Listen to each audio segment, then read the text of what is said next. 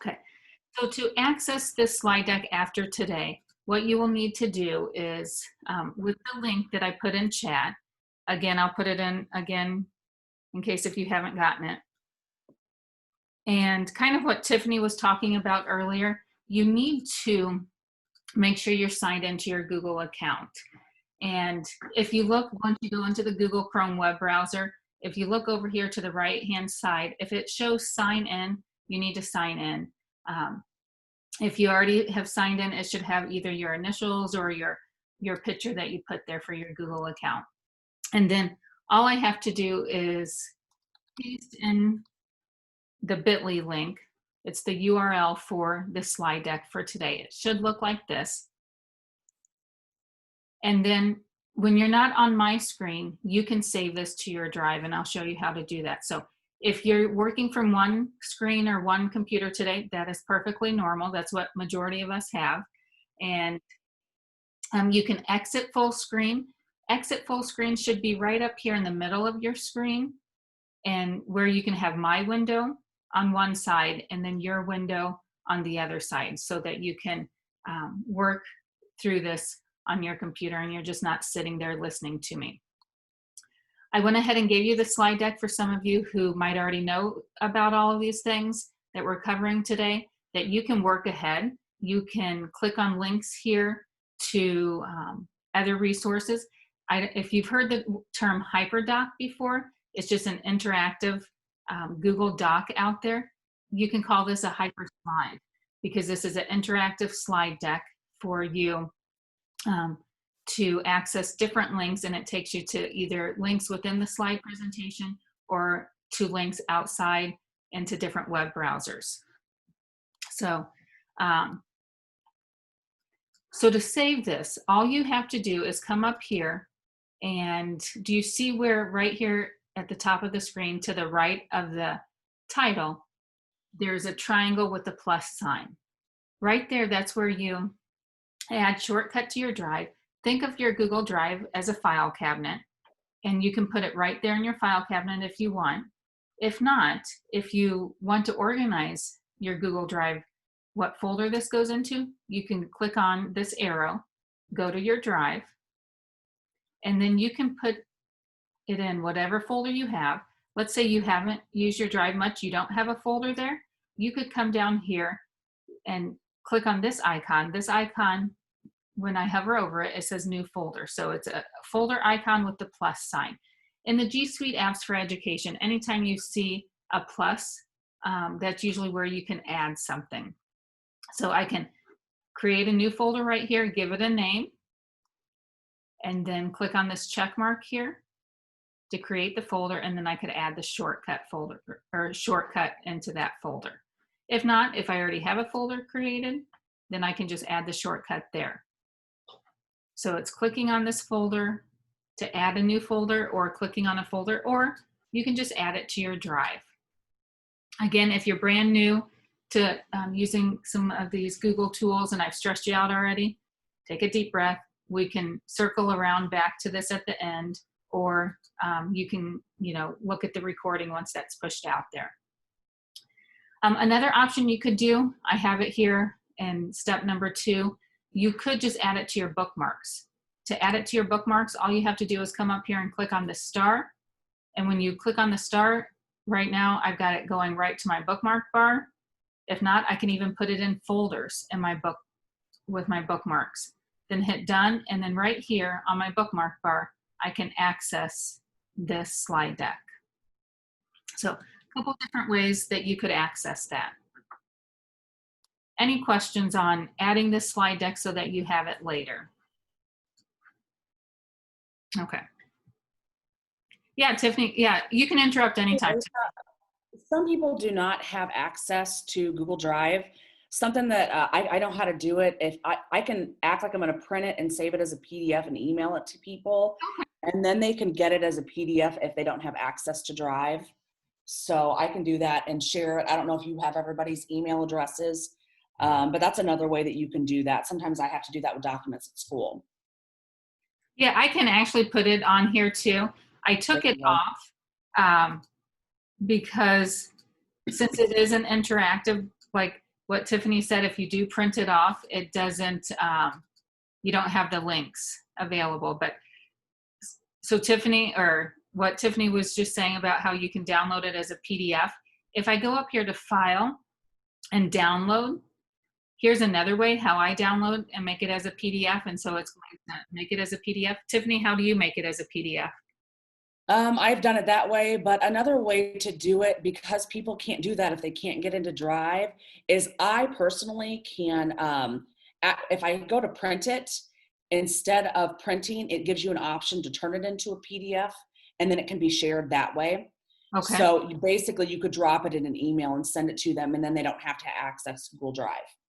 Okay, perfect. So if you want to do that, I know that ROE and Angie has everyone's emails. I personally don't have everyone's emails. So I can create that and send it, and then they can send it out.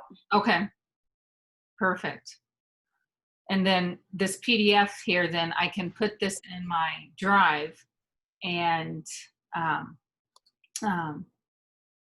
then I can create the link for you. So if I put it here in my downloads, oh, I guess I already put it there. Okay. So I'll do that later here. And then Tiffany's going to also help out as well. So a couple different places. And that's one thing you will find. It may drive some of you nuts, but there are multiple ways to do the same thing. So I showed you one way. Tiffany just explained another way she does it. So usually what's nice about technology, it does help for differentiation since all of our brains are wired differently. So today what we're looking at is, so I've got the sign-in sheet here, another place. If we had it in chat, and again, some of you who are using a phone and you can't access some of this material right now, when you do get to a device that you can log in, we can get it to you, whether you email the ROE or drop me an email to let me know you need the information, that is perfectly fine. So I've got it linked here. We do have some challenges that we're going to work on today. Don't panic. This is a learning process. So we're here to help and support everyone. And then also we're going to talk about Screencast and YouTube. So for some of you who already know how to do some of these things, is it okay if you go ahead and work ahead? You sure may. Anybody who's working ahead out there, here's some challenges here. Again, for those of you who are newbies, remember to breathe out there. We will help you, okay? And hopefully you will feel comfortable putting in chat what you may need help with, because we've got, I know I saw Tiffany and Renita on, that they can jump in and help out. Feel free, if you can help out, put it in chat or just jump in and help answer people's questions. So I try to have this set up like a classroom so that, you know, maybe you can get used to having some of your students jump in and help you out as well when we're, you know, if we ever have to go back to remote learning. A little bit about me here on slide 5. My name is Lisa Schwartz. I am with the Learning Technology Center. I'm a Regional Educational Technology Coordinator. Basically what that means is I work with regional offices of education in the area and the school districts. So here for the past month, I have been going out to school districts and doing training with their staff. I don't know if anybody's on today that recently I've been at their school district, but feel free to drop that in the chat as well. Kind of nice to get out there face to face, but I will tell you, I have, you know, been doing this since March, since we went to remote learning. And even though we are face-to-face, I have built relationships up with educators out there from across the state and even across the world, because we've had people join in from England, from out east. So it's kind of neat to be able to collaborate with people from not just your school district. So it is possible. And right now, it kind of seems like it's the world we live in right now. Previously, before I joined the LTC, I did work in the Quincy Public School District as a teacher for 19 years, mainly taught computers and computer science, but I did teach various subjects during my 19 years there. If you haven't heard of the Learning Technology Center before, here's on slide 6, talks about our mission. And then here on slide 7, what all the craze has been the last few months is creating a virtual Bitmoji classroom. And you can go here to click on some other workshops and YouTube channel. I will tell you, if you go to my YouTube channel, this is where I do put the recordings. So feel free to look at the recordings if you need to. I do have some teachers, again, everyone's different. I do have some teachers going through the whole entire recording that they couldn't join, but they still want to learn and they like the entire recording. Some teachers will just jump in and see where I talked about something from a workshop and then just get out, whether it's 5-10 minutes. So feel free to go here. And if you subscribe, and we'll talk about subscribing, all really subscribing does is it lets you know that when I upload new material out there to my YouTube channel. So you've got that link there. As you saw earlier, I had it on another slide as well. So we'll jump in here and talk about Screencast. And I will tell you with Screencast, we are going to look at using the Screencastify extension. Don't panic if you use a different one. That's fine. There's a lot of different extensions or apps out there that you can use to do screencast of your screen. Screencastify is one that I was introduced to a couple years ago, so that's the one I use most often. I have tried some others out there, very similar setup. So it's, again, same, you know, very similar. They just may have a little bit different features depending on what company creates it. But really, when you hear people saying, oh, you got to record your lesson, or you know, you need to share information with your students, or vice versa, your students sharing their knowledge with you or their classmates, they can do a screencast. It's basically a digital recording. They can have the webcam on, they can have it off, you can have it on, you can have it off. It records your voice and it can record your screen. So here's some examples for teachers and for students that we'll use. Some of you who might use Seesaw out there, built within Seesaw, that's another app. They have recording built right within that app. So Screencast, usually using Screencastify, you might, if you're outside of the Seesaw app, and that's what we're going to you know, be looking at. But I wanted to throw that in there for, I know I have some elementary teachers on today that you may already be familiar with screencasting and you're using the features built into the Seesaw app out there. Screencastify here on slide 10. If I go to this link right here on Screencastify, this takes you to their web page. And what's nice about this, use this as a great resource for you. If you go up here to for school, what they've got, they have an overview here, and you can, you know, take a look at the overview, and it's have some links to other things so to give you an idea.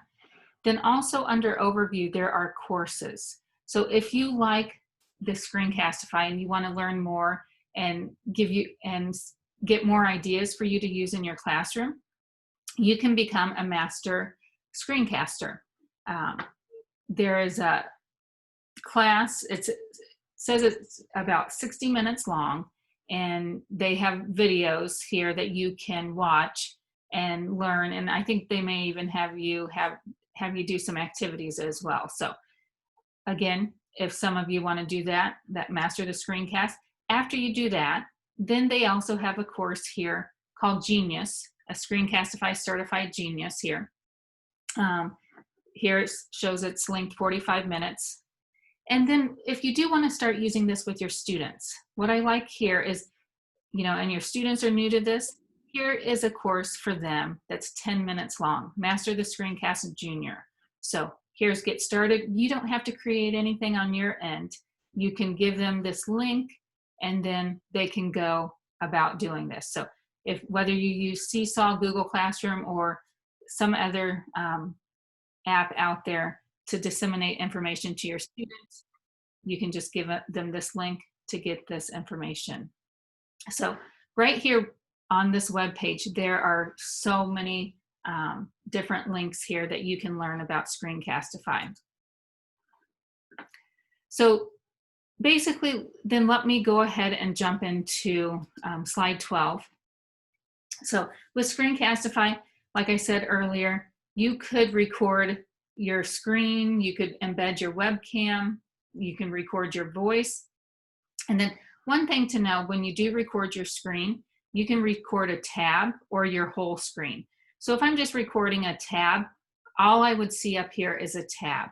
If I'm recording my whole screen, then I could go to the different tabs and see those. So we will jump in here in a minute to do a screencast. I'll walk you through it and then show you some other resources, and then you're going to get a chance to practice doing a screencast as well. I know that people who said they're using a phone, this may not be doable right now. You might have to work on this later when you are, you do have a device available for you to work on. So here on slide 11, so again, why might I use Screencastify? In today's world, especially with remote learning, this is a great example for the students to go back to and play it when they need to. Because if you'll think for a moment, the last time you learned something new, did you pick up on it the first time? Some of you are saying yes, some of you are saying no.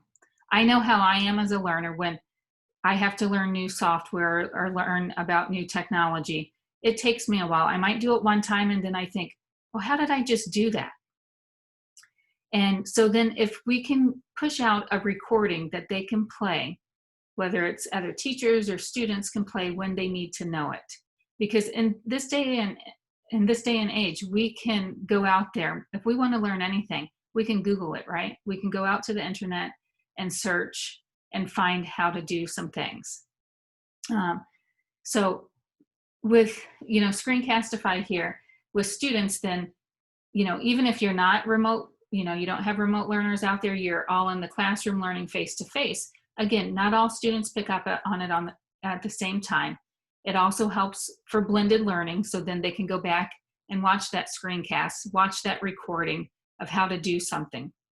I really like this too, because sometimes kids are working on homework at 10, 11 o'clock at night, and if they don't have, they could reach out to you and send you an email, but most likely most of you won't be able to respond to them right away. So instead of waiting for a response from you, the teacher, they could play the video that you pushed out to them, or the screencast that you pushed out to them on explaining how to do something. So I am going to show you an example of using Screencast using Jamboard. If you've already used Jamboard, you know all of this stuff, feel free to click on these links to get some other ideas. Even do you have to do a screencast or do you have to record your screen when you do a screencast? You don't. You can just leave a message here. You can, even turn it into an exit ticket for students. So let me just go ahead and jump into Screencastify here, and we'll talk about it there. So how do I get to Screencastify? So what I had to do was I had to put this on my extension bar. I had to add this as an extension. Well, you might ask, well, what are extensions? How do I add extensions? If you go to the Chrome Web Store, and I've got it up here on my bookmark bar, but it's just, I think it's chrome.google.com/web store. And I type in Screencastify. This will then bring up the extensions. So this extension here is Screencastify. I can click on it, and what this does is it allows me to manipulate different web pages out there that I can do a screencast on. So With your school account, you might not be able to download Screencastify onto your computer. So if you have, and when I say download on your computer, it doesn't download to your computer. It downloads, or it's an extension added to your Google account. So you might want to open up a personal account if you have it. If you don't panic. But I just want to let you know that some school districts have it where teachers can't add extensions to their Google account. Again, that's for privacy and security. And sometimes just talk to your tech person out there and they can push it out if it follows the district policy. So right here, it would say add to Chrome, and I could just add it to my Chrome. And any extension out there, it usually gives you an overview here, and then you can even scroll down here and look at the overview about Screencastify. And I will tell you, with the remote learning here starting back in March, Screencastify has really taken off because we have seen that the need for it now to teach kids when they're not face-to-face. But I'm hoping teachers will continue to use this when we do go back face-to-face full-time to help with the blended learning aspect.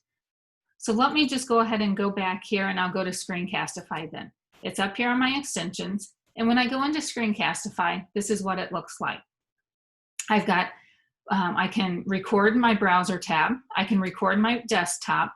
So my suggestion, play around with that. But when I just click on the browser tab, it's just going to record this tab right here.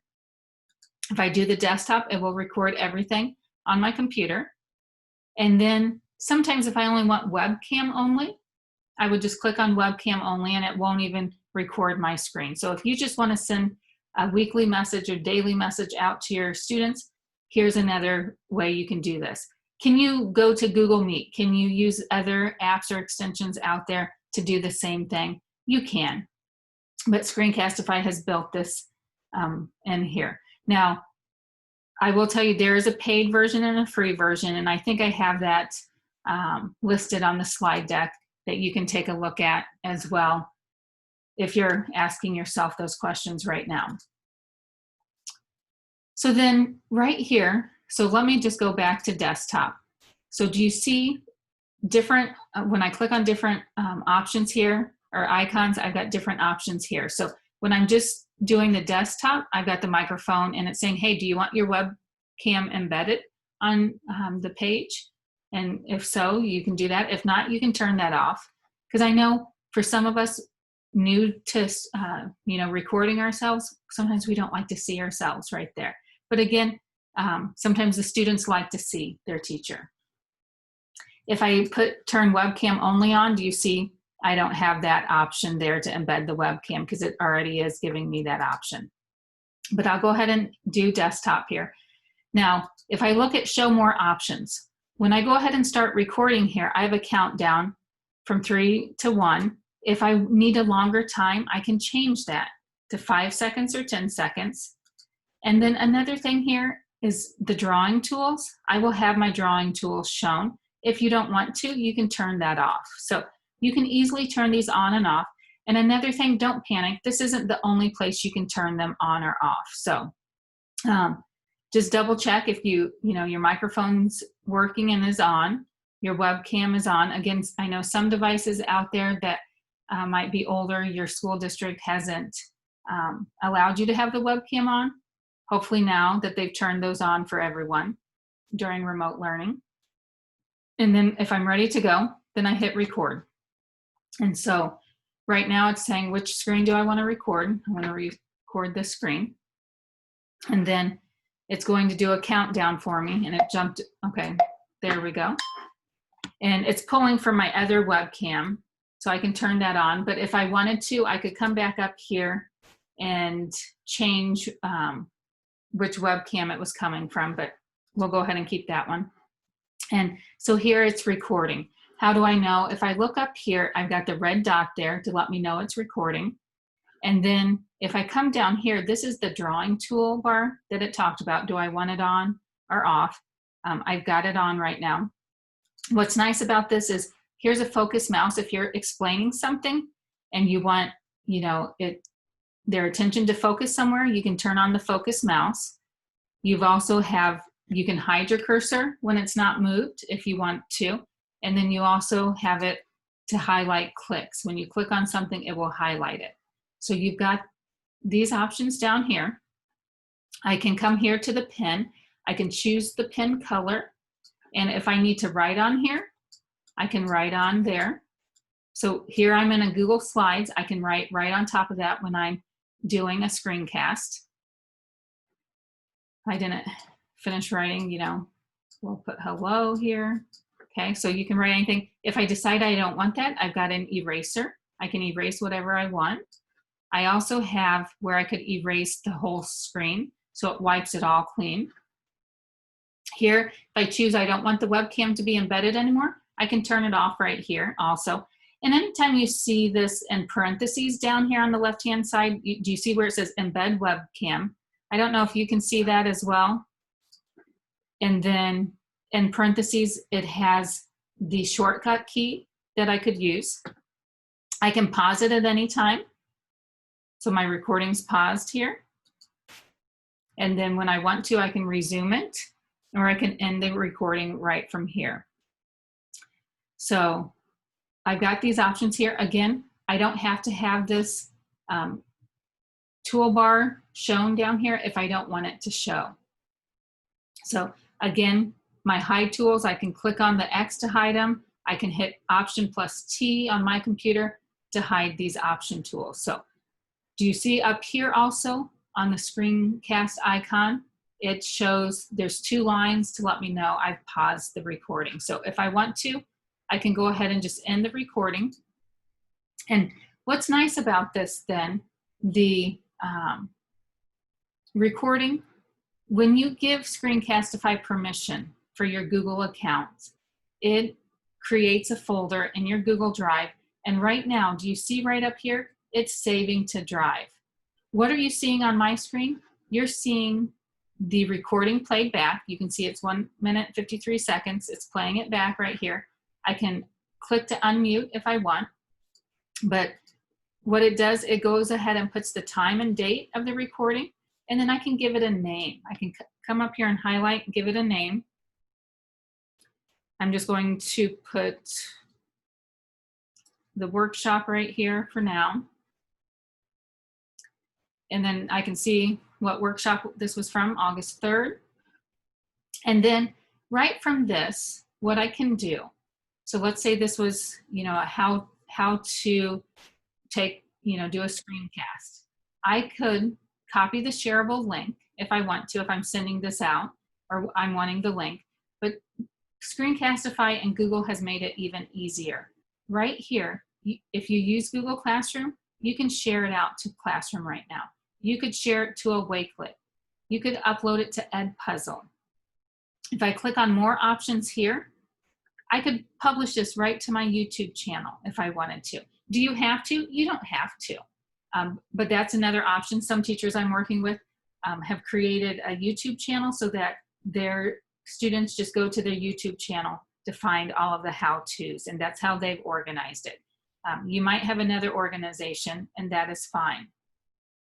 But again, multiple different ways that you can incorporate this screencast and share it out with your students. You can send it to an email. You can generate a QR code so then they could just scan the QR code to access the video. If you look at add more share options, so earlier you saw Edpuzzle, Wakelet, and Remind on mine. You have the option to turn these on or off. So where was that at? That was here at more options. So in case if you don't see these options, if you're in Screencastify right now and you don't see those, it might be because it's under more options. Then another thing you can do, again, this is a lot to take in. Hopefully as you get time to play with it, it will help you. Another thing you can do here is download it. So again, I can download this file. I can even export it as an MP4. I can export audio only, or I can even make it into an animated GIF. Sometimes people see it on the screen where it looks like an image that's scrolling and playing, let's say if I did this right now, I exported it as a GIF, you wouldn't even have to click on it. It just plays automatically here for you. And that's what the GIF is. And many of you have seen that, people sharing it on different social media outlets as well. So, you know, if for some reason I don't want this video, I can just click on the trash can and delete it as well. But when this downloads to your Google Drive, it goes right into your Google Drive. So again, how do I get to my Google Drive?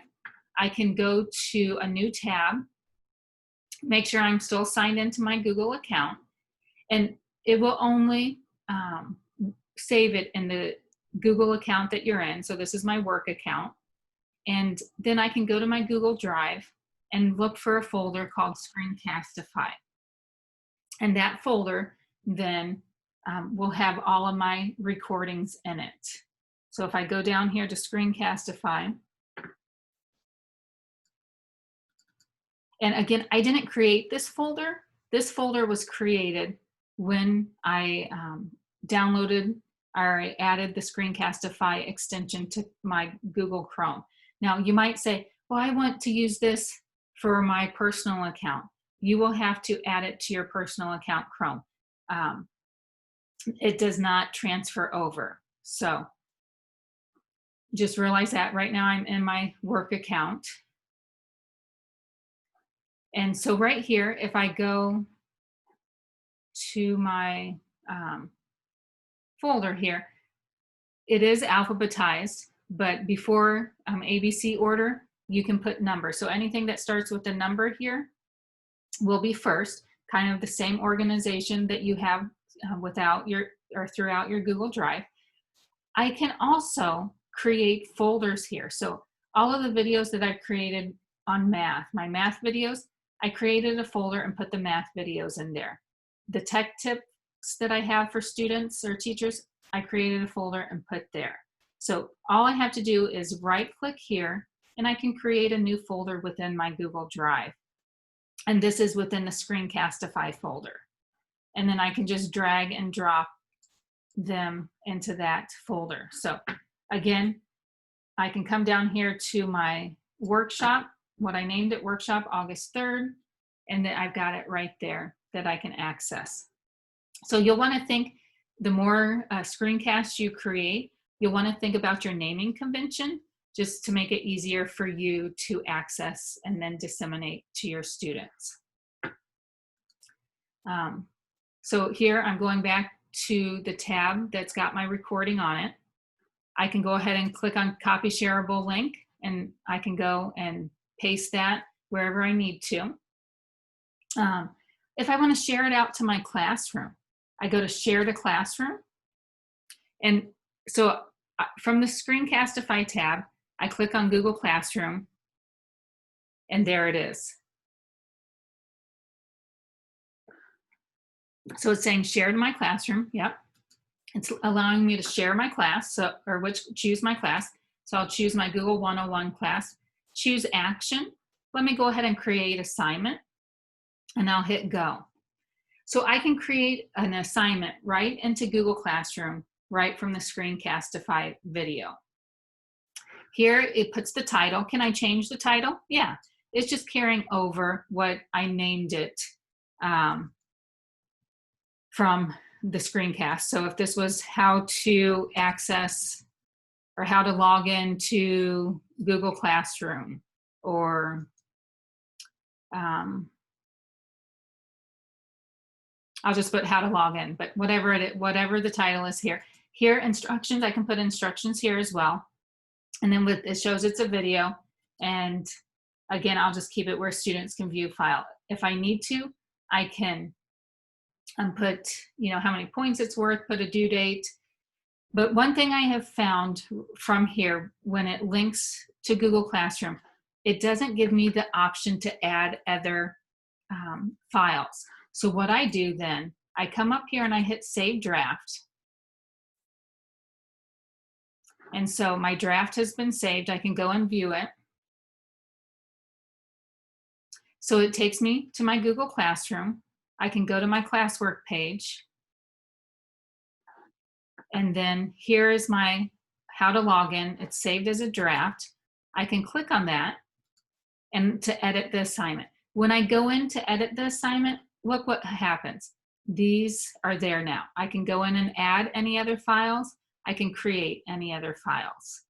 So one thing, if you do want to attach this right from Screencastify to your Google Classroom, you can go and push that out as an assignment, but save it as a draft if you want to add other files to this same assignment, is my workaround. If someone else has a different workaround, again, feel free to put it in chat or unmute and let us know.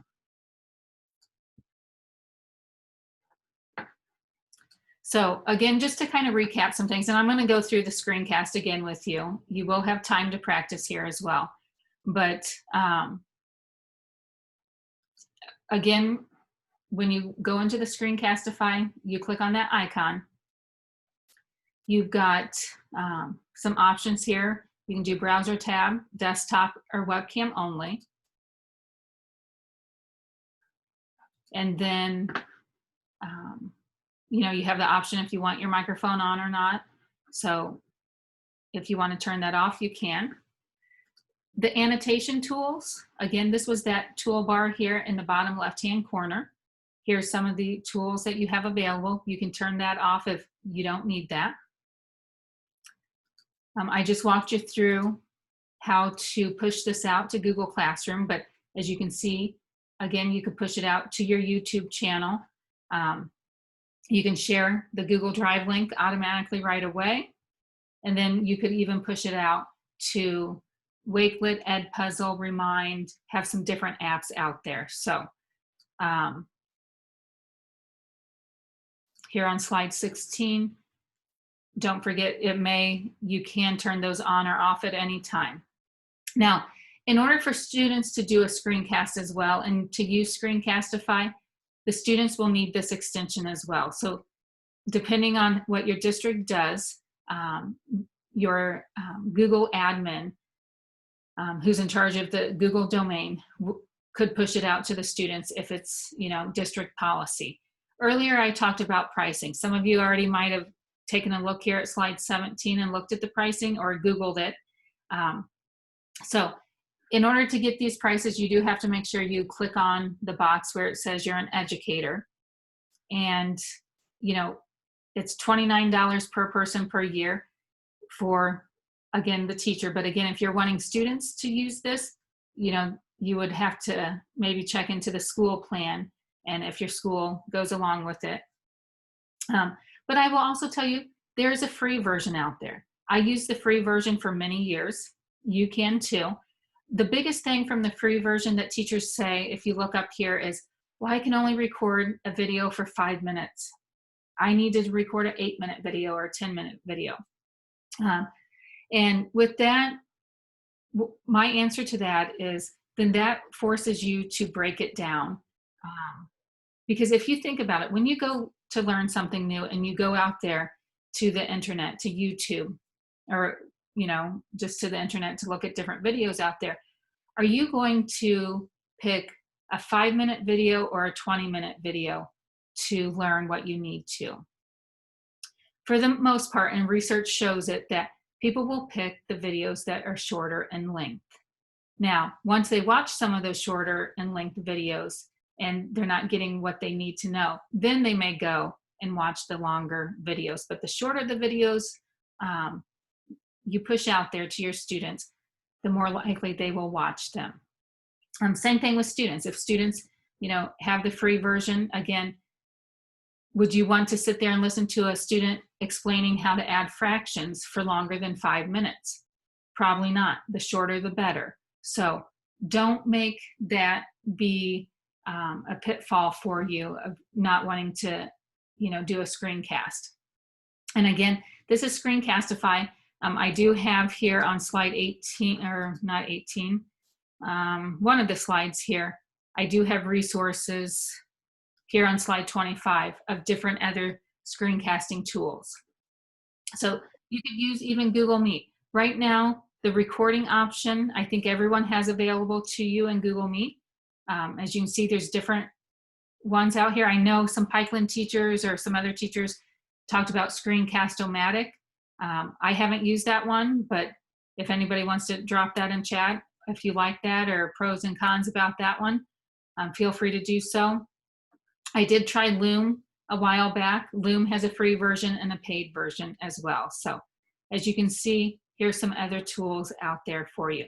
Again, I don't work for Screencastify. I'm not trying to sell you their paid version. I just want to let you know the different options out there.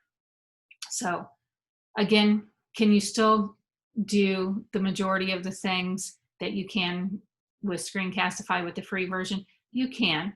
Just as you can see with the paid version, there's other things you can do. So, and even the paid version, unlimited, is different from even the schools one, and that's, you know, the custom one, and that's usually your administrators or your Google admin would have to talk to Screencastify about that.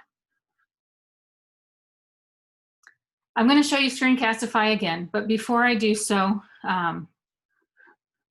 Tiffany, Renita, or anybody else out there helping out in chat, any of the same questions? I'll give you guys, if you want to talk on anything there, or any of the same questions come up.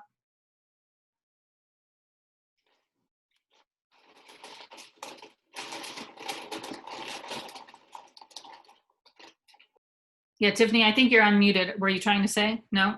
Okay. All right, anybody have a question? Oh, that hasn't gotten answered already. So Chris is asking, is this like Flipgrid? And for someone who's used Flipgrid, what do you think? Do you think this is similar to Flipgrid?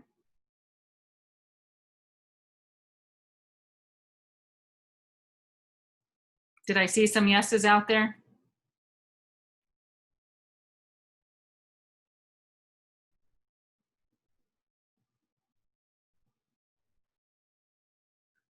Has anybody used Flipgrid out there?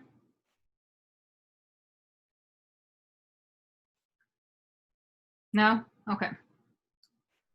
Yeah, Flipgrid, it's similar to recording yourself as well and then sharing it out with your teacher or classmates. I know with Flipgrid, I've mainly just recorded myself. I haven't recorded the screen.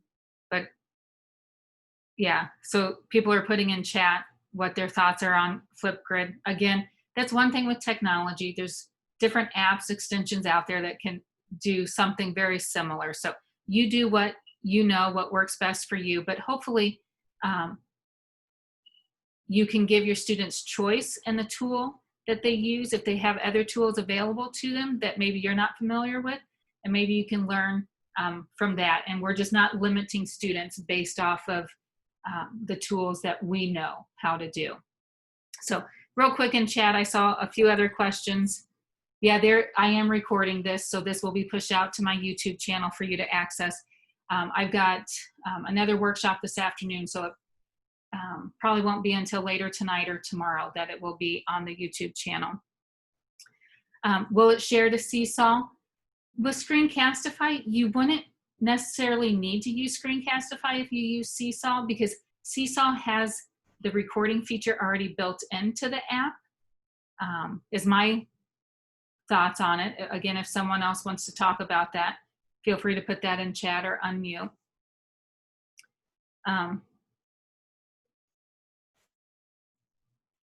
And the pricing references to the Screencastify extension. Just to download the extension and start using it, it is free. What do you get with free? You get all of this here. So,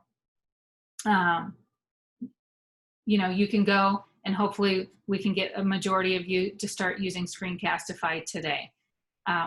If you want some other features to it, then here the unlimited plan that you have available to you. The biggest thing that I hear from teachers is the 5 minutes per video from free to unlimited. So again, it's personal preference. It just, you know, I guess makes you think about what you're going to record and to, you know, narrow it down so that it can only just be 5 minutes. Renita, I saw you talked about Flipgrid. Do you want to unmute and talk about that any? I have only used Flipgrid once or twice, so I am no expert, but Flipgrid seems very basic and mainly for just recording yourself, not necessarily using your screen or using tools. I could be wrong, so someone correct me if that's not the case, but I think this program or this extension offers a better teaching platform anyway. No, Renita, that's been my experience too. When I've used Flipgrid, it's basically just me recording myself and pushing it out there. So yeah, but like Renita said, if anybody else wants to speak up on it, please do, or put it in chat.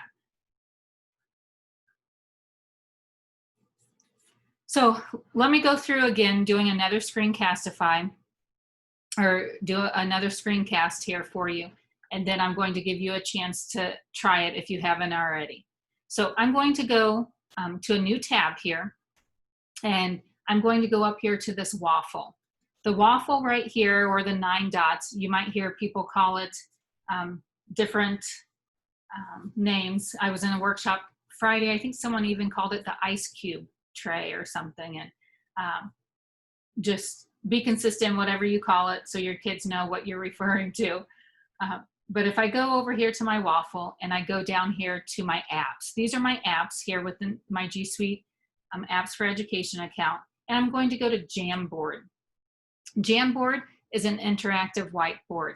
If you don't see that or you don't have access to this on your education account, don't panic.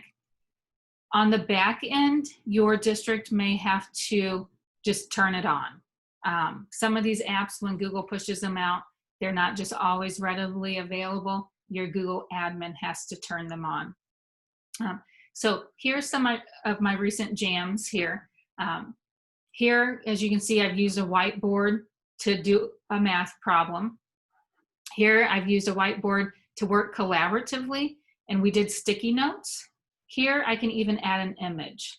So right down here, the plus sign.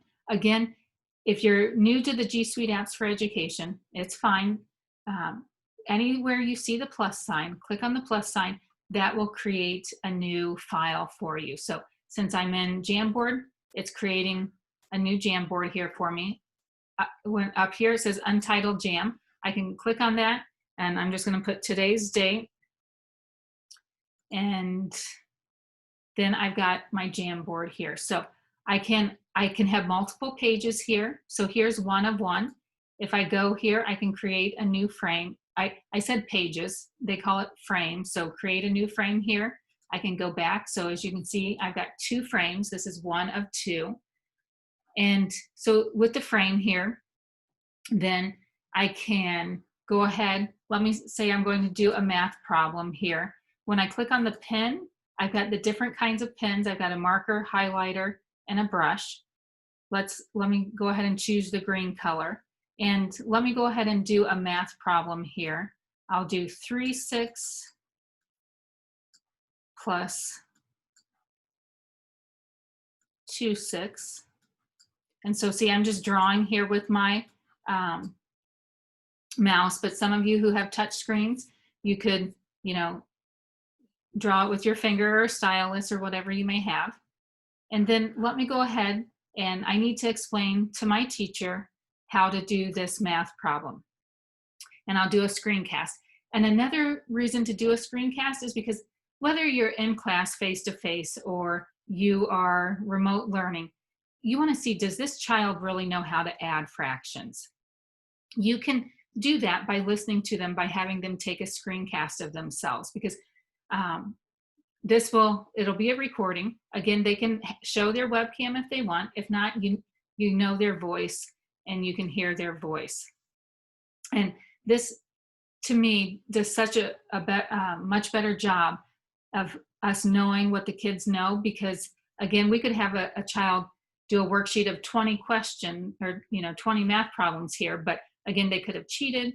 They could have had someone else do it for them. Here, this kind of takes away, you know, the cheating aspect of it. So let's say this child needs to explain this to the teacher. The child will go up here to their Screencastify extension.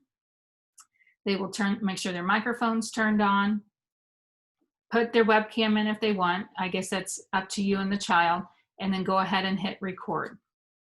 So then they can go ahead and get started, wait for the countdown.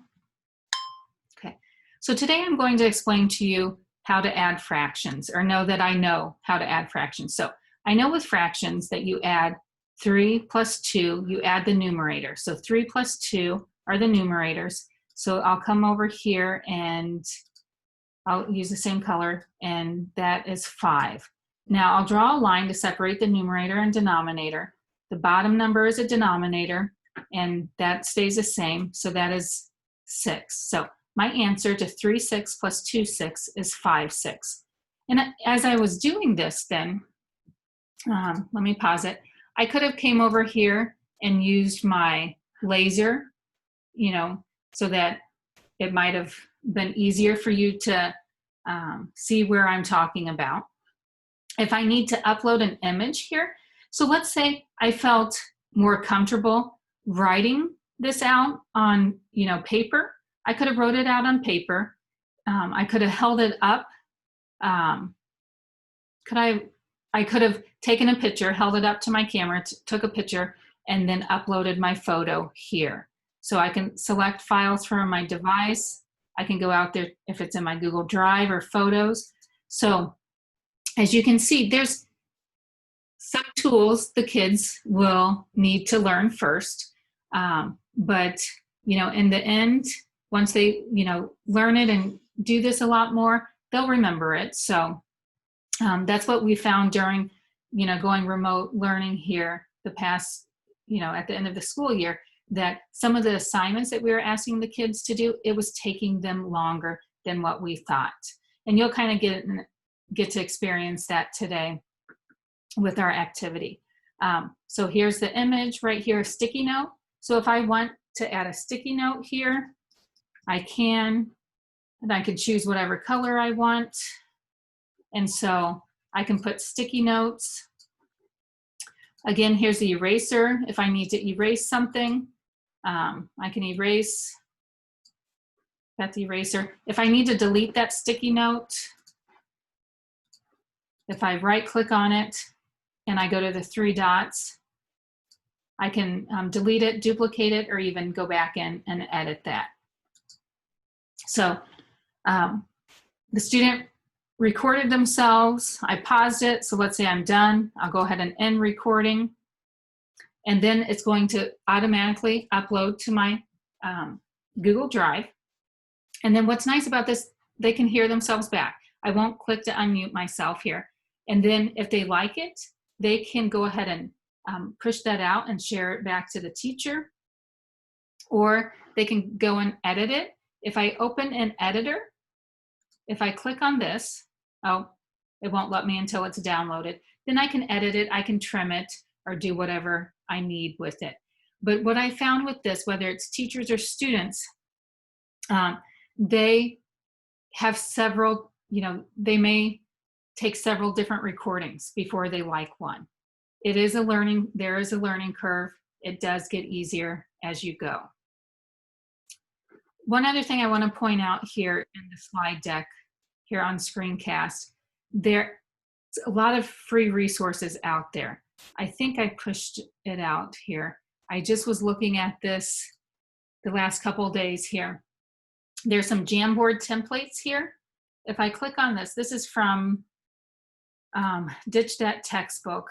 What is his name? Matt Miller, I think. There's some templates out there that you can use free of charge is what I have found. The ones I have found are free. And that will kind of give you some other ideas that how you can incorporate Jamboard if you so choose. But I wanted to throw that in there. It seems like it's taking a little bit to load. Here's another example, just to add audio to Google Slides for a daily journal or whatever. So I'm going to give you time here to we'll take a break. During that break, I'll give you time to play around with Screencastify. I'll stay on here, and I've got other people out there that can help as well. I want you to try to see if you can download the extension, add it to your Chrome called Screencastify. If you can't do Screencastify and you have another one out there, feel free to do that one. And some of you figured out, then once you do that, then I've got, let me go to the challenge here. Here on slide 20, I want you to go to the Chrome Web Store and download Screencastify. And I want you to create a short screencast, whether it's 25 seconds long, a minute long, 5 minutes long, whatever it may be. Here's some ideas. If you're stuck on how to use Screencastify, or for some reason you can't download the Screencastify, here are 25 ways to use Screencastify with Google Apps. Or if you go back to some of the other resources out there, you could look at some other resources out there of how to use Screencastify. And then I want you to collaborate Screencastify ideas on this slide deck. Don't worry about doing number 4 yet. We will upload your video to YouTube in the second part of this when we talk about YouTube. Now, I know some of you are stressing out there. That's not the point of this at all. Take a deep breath. We want you to try to do some of these activities. You've got some support here. You can either unmute yourself here in a few minutes, or you can put it in chat. But we'll walk you through this if you're newbies. If you're not newbies, again, I've got the instructions here on slide 20. And follow it along if you can. If you can't, don't panic, we'll help you. The slide deck that I have you going to is here. I just clicked on it from, I had it earlier, but for you, let me walk you through it. If you click on this slide deck here, since I'm not in presentation mode, you can click on it twice, click once, and then the slide deck is underneath it, and click on that again. And it brings you to this shared slide deck that you should have editing rights to. And this is my goal. I don't know if this will happen in a short amount of time or not, but this goes to show you we can see that people are at all different levels. But my goal is for you to pick a slide that no one else is on and put in what you might want to do a screencast of. Even if you can't do the screencast, go ahead and pick a slide, put down what you might want to do a screencast of with your students here coming up in a couple weeks, put your name, and then put a description here. If you have created a screencast, if you want to go ahead and insert that video and you know how to, please do. If not, we'll show you how to do that as well. So I know the ask is big. So if you are just totally stressed out and like, whoa, Lisa, this is too much for me too fast, my suggestion, go and click on some of these resources here on slide 18 or here on slide 25. Screencastify, this is off of their website. They have 25 different ways you can use Screencastify with Google Apps. Okay, so again, we'll give you 15 minutes, but feel free, jump in and ask questions, put questions in chat, or unmute yourself, and let's see what we can do. Again, we have 84 people in here today. We're all at different levels. So you go to what you are comfortable with. And in the meantime, also take a break as well. So we'll reconvene back here at 10:18.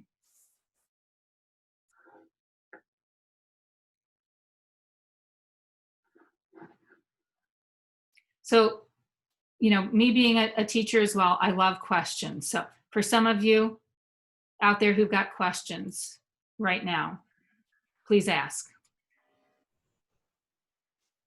Lisa, where's the Chrome Web Store again? Okay, great question. Thank you for asking. So if you go up to a new tab, and I have it up here bookmarked and on my bookmark bar. If you don't have it on your bookmark bar, don't panic. If I type in, I think it's, yeah, chrome.google.com. So let's see. I go to a new tab. I type in chrome.google.com. See if that takes you to the web store. No, so then I need to add web store at the end. Okay. Yeah, great question, Debbie. Thanks for asking that. And now here I'm at the Chrome Web Store. Again, if I'm in my school account, I might not be able to add this to my Chrome. If you do have a personal Google account, go try it in your personal Google account. And it's called Screencastify. Or again, you can use any out there. You don't have to use Screencastify.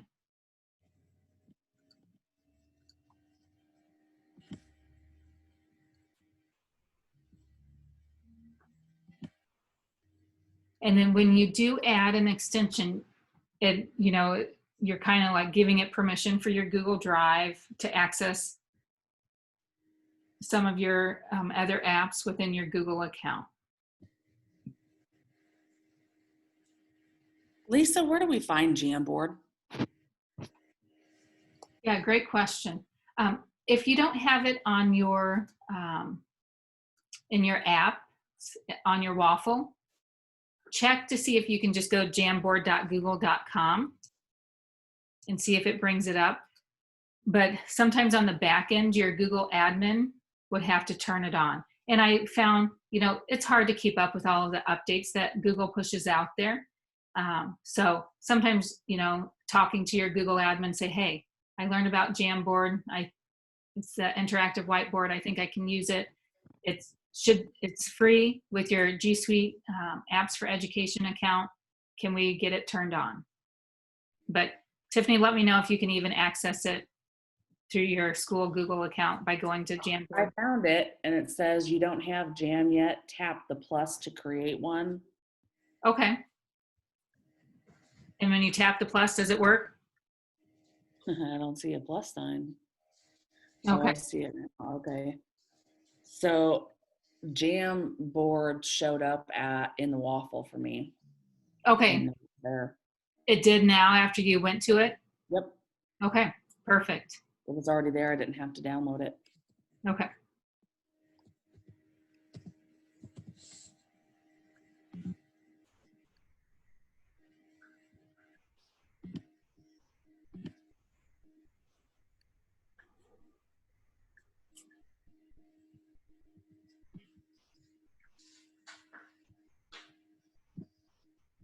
All right, so a couple other questions here in chat.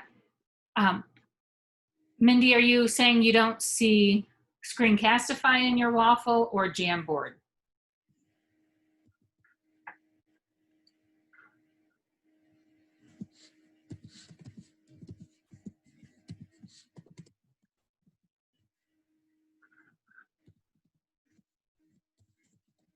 Screencastify, I have it up here in my extensions. I don't have it in my waffle. So I don't know if you saw earlier when Debbie asked how to add Screencastify. I got it from the Chrome Web Store.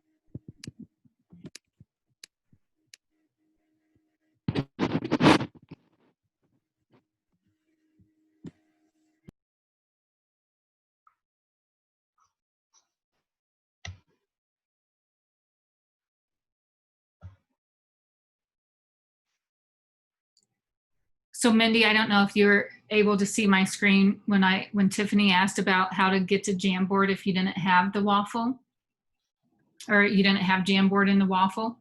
just go up to a new tab and type in jamboard.google.com and see if it lets you. Tiffany said it let her go to it, and then it was added to her waffle.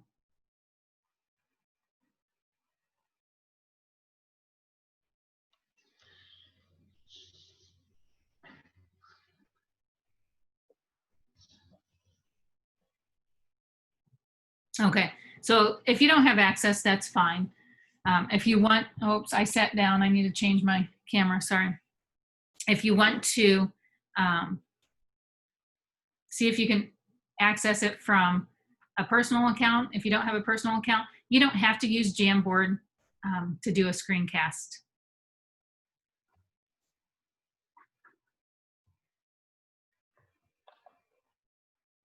Yeah, Lori, great question. Can you use a Google Doc into a Screencastify? Anything you put on your screen, you can take a screencast of.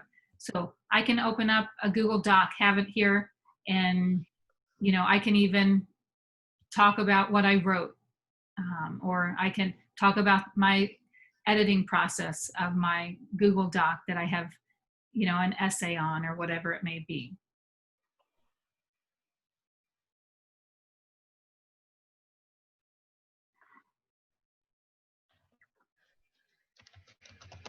And again, I'm not keeping up with chat. So if other people see questions asked in chat and they're not getting answered, please jump in, unmuting yourself, or Lisa, can I ask a question? yeah, you sure can. This is Jenny Hockey.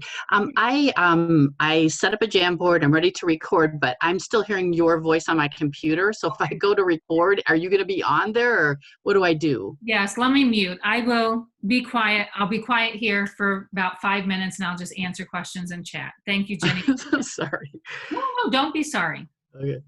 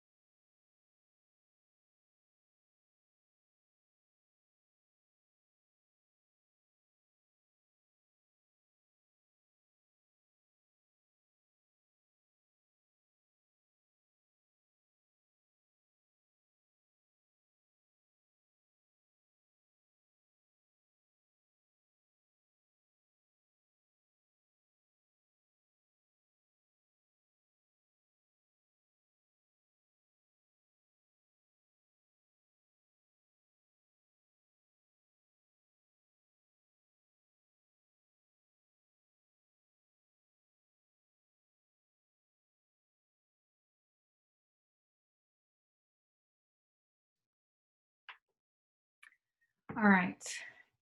So for some of you, you may be feeling like what your students go through during remote learning and the teacher's asking so much.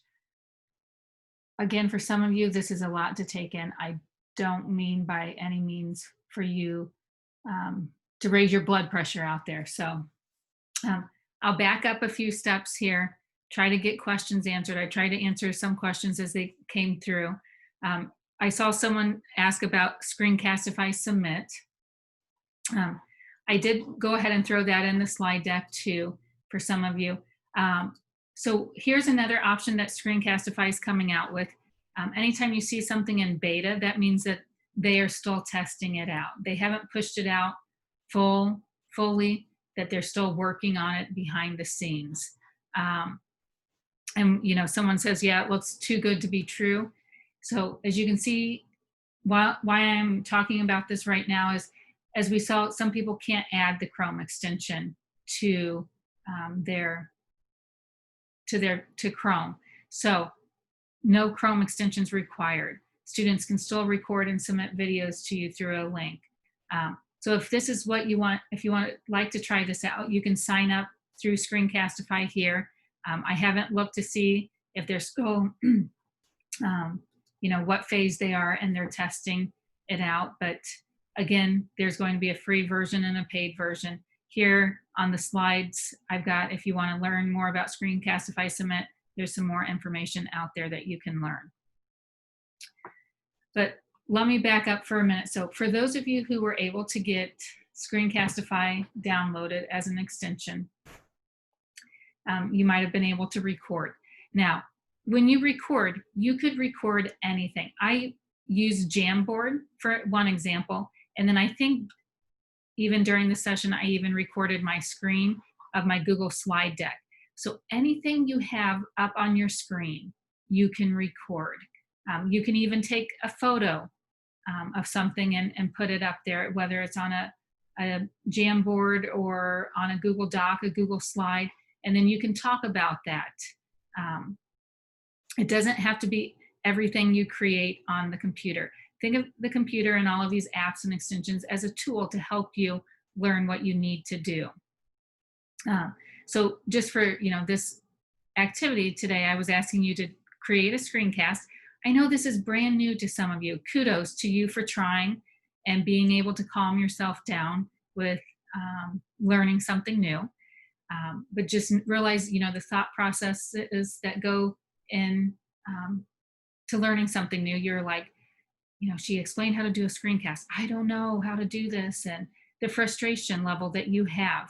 But know that whether you're face-to-face or remote, in this case we're remote, that we have this chat that we can help. We've got people, you can help each other. You can even unmute yourself, but I know not, you know, some of you are kind of timid about that because you don't know everybody and you think, well, should I be asking that question? Is this something I should already know? So I do love questions. I appreciate the people who have asked them, whether it's through chat or unmuted. And again, if this has all, you know, stressed you out, hopefully some of you who you thought, Lisa, I'm done, I can't do this. You went to this link here on slide 20, the Screencastify, how to use Screencastify with Google Apps. And that might ease your anxiety level. Renita put in chat also, Screencastify has a short, quick video of you to go through it. Again, it's kind of like the blended learning. Oh, now she's asking me something. Oh, I don't understand. You know, I watched her, but it didn't click for me the first time, the second time, the third time. Well, if you got that video there, that screencast of how to do something, you can go back in and play it as many times as you need to. And then, so after you did a Screencastify, again, I know that was a big ask for some of you. Then the next thing I asked for, and I went ahead and talked about it to challenge some of you out there who already knew how to do a Screencastify or have done it at least once before. I put a link out there of a slide deck, another slide deck that we can all collaborate on. You have editing rights to it. And then I told you on number 4, uploading your video to YouTube, don't panic. So if, as you can see, I said, I think I gave you about 15 minutes or so. Could we use more? Yeah, we could use more time. So again, the format of this workshop, I wanted to talk about YouTube too. And, you know, some people are done with Screencastify. They know it. They want to move on. But I do want to walk you through Screencastify one more time here. But before I do so, if you go to the slide deck here on step number 3, again, if you're, oh, you know what? I apologize. I am talking on my screen and I'm not sharing my screen. Is anybody trying to tell me that? Okay, so here on slide 20, step number 3, collaborate Screencastify ideas on this slide deck. So I would like everyone to click on that. And when you click on that, then underneath it, you have another click. It actually takes you to the slide deck. So it will open up a new tab up here. And do you see I named it Today's Date and Screencast. Again, some of you screencasts are new to you, you're timid, you don't want to put this video here. You might even have a screencast. You thought, well, I don't even know how to insert a screencast on a slide. That's fine. We'll help you here. But as you can see, some people have started typing in here. So Angie, glad you're here with us today. I didn't see that you were on. So she went ahead and did a screencast of, it looks like without me playing it, it just looks like webcam only. She put her name and put a screencast here. Again, here's Miss Robinson here. Is it Jaylana? She's putting some ideas here that she's going to use in her classroom. Is it okay if she can't get Screencastify to work? That's fine. I know some of you, the frustrations that some of you are experiencing right now. And again, we can maybe try to troubleshoot, and or the reality of it is sometimes with our school Google account, we don't have access to everything. Some of you who have access to a personal Google account, you can try it there, but if not, don't panic. Here's another one. Chloe put down how to journalize accounting entries. Oh, that's perfect. Okay, so here she's already getting some ideas and brainstorming. Again, the purpose of this, if you could try to do a screencast, great, perfect, do that. You might have, but you might be kind of timid and you don't want to upload it.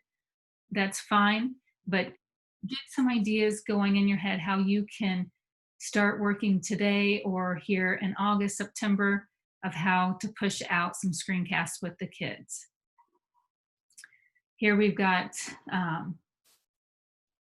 Katie put some information here of what she's going to do. Oh, she used QuickTime to make her screen recording. Again, that's fine. There's multiple different tools out there, but I just wanted to give you the experience of collaborating with people and even doing a screencast if you had access to that.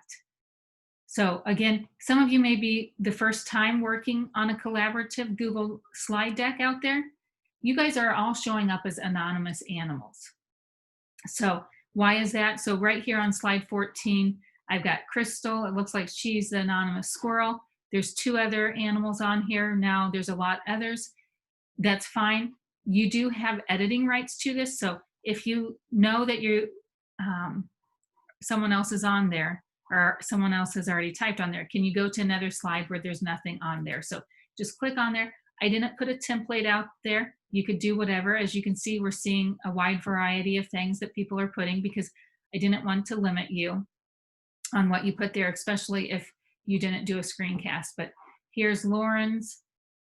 She put down, did a screencast here, perfect. So keep sharing if you've had time to do this. I know since I'm talking right now, and if you are in the middle of doing a screencast, you don't want to hear my voice. So I'm glad, I think it was Jenny who said it earlier, like, hey, I keep hearing your voice on my screencast to remind me that I needed to be quiet. So what are your questions then about how, do you have questions on how to even get to this slide deck again?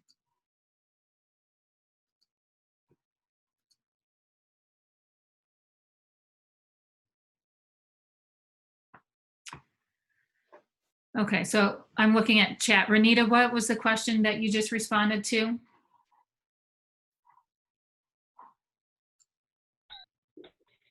Crystal had a good question, but I think you have to answer. She wondered, is she able, are we able, if we're working with students, to use 2 separate cameras and devices like you seem to be doing today? I assumed it was a feature of the Zoom or the Google Meet or whatever platform you're Okay. presenting on.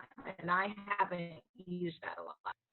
Yeah, perfect. Thank you, Renita, and thanks, Crystal. Yeah, so how I've got it set up is I have my Mac computer here on my left side. That's where I see my Zoom classroom. So sometimes if I'm looking there, I'm really looking at you, but I've got my camera. I have an external camera, extra camera here, extra camera on top of my another monitor I have right here in front of me that I'm using. So I will tell you, yeah, having 2 monitors has been awesome.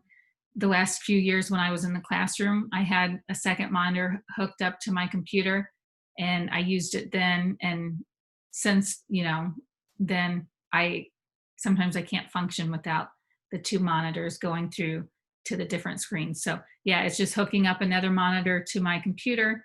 And then I have another camera that I got hooked up to. So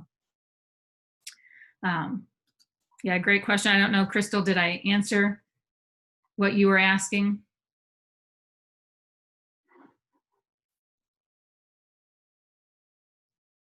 Okay, perfect. Yeah, and Lauren and other people agree.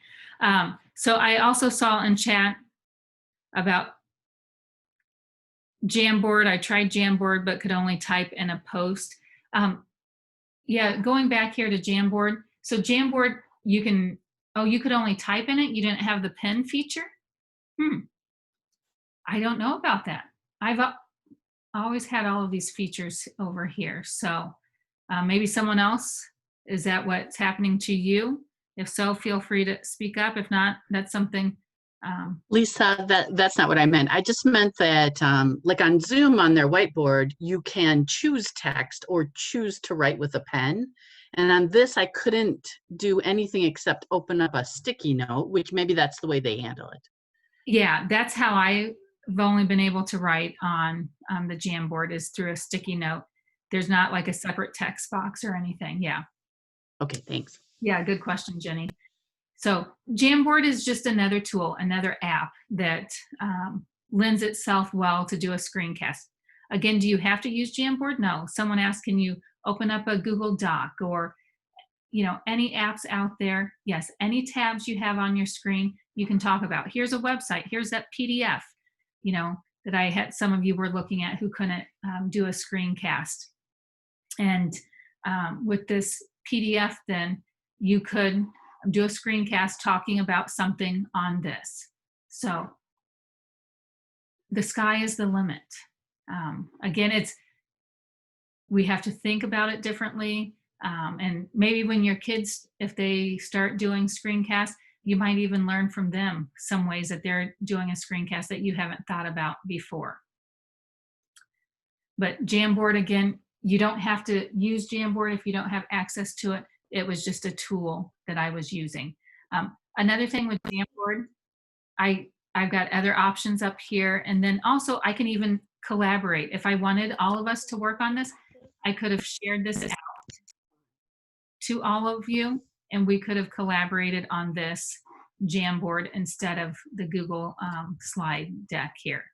So yeah, great. I'm glad to see people who could access this slide deck going ahead and filling it out here.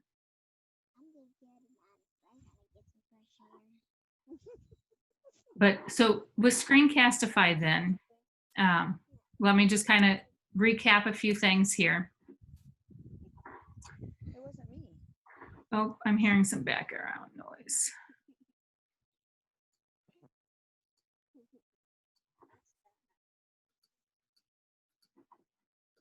Okay, yeah, that's one nice thing if with Zoom or Google Meet, how you can mute participants if need be, because you know, if they accidentally unmuted.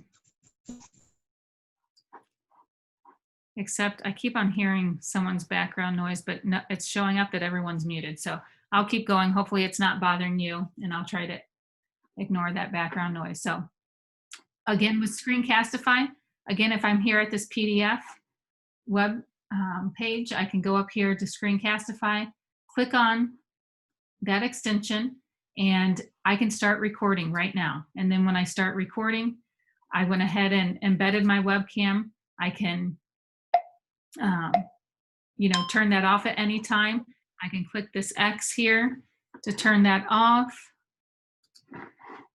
And it's pulling from my other camera right now, but that's fine. But if I want to, whoops, I clicked on the wrong one. I need to unhide my tools. There we go. So I can turn off my webcam, that simple. I can talk about this point. If I need you to see where I'm at, here's that. What do they exactly call it? The focus mouse. So I can focus your attention here. And then when I'm done, I can stop it, pause it, whatever I want. And then it uploads right into my Screencastify folder. So it's saving it right now. So while it's doing that,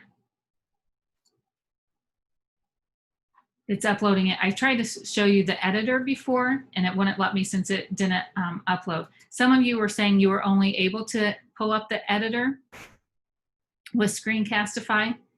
And so what the editor allows me to do, and I think this is in the paid version, here's where it lets me add text to here if I want. So I could write something here. Okay, so I can add text even after I've done my video. This is my screencast. I can cut. I can't see your screen. Oh, okay, you can't see my screen in the editor. Thanks, Tiffany. Okay, so in editor, that is a paid version, or in the paid version, check that out. But in editor, you can do create a text box. You can cut out material. You can crop it. You can even put two videos together here. So, and then you can export it. So my apologies. Can you see my screen now?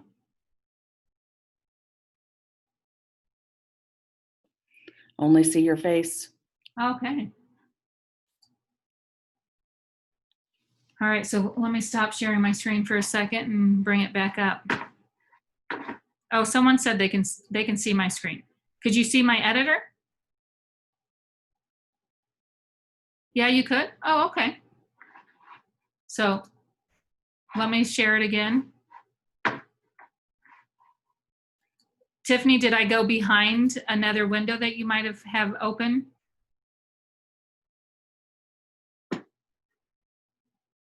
So here, Whatever you just did, it worked.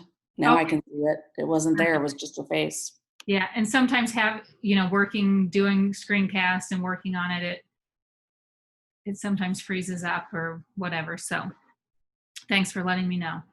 But right here, the plus sign, again, kind of similar to how we interact with Google. The plus sign here, it lets me then add another video here if I so choose. But do you have to have editor? You don't. You just might have to redo your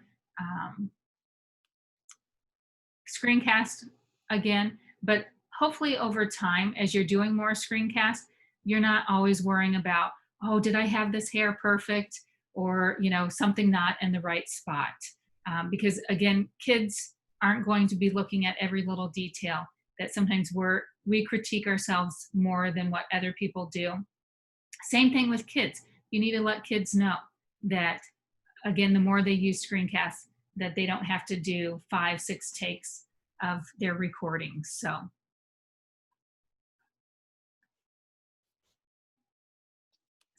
a lot to take in here with Screencastify and Screencast, but again, it's not necessarily about the tool. It's about your experience, your students' experience, and letting you know what they know about their different goals or objectives that they're learning in class.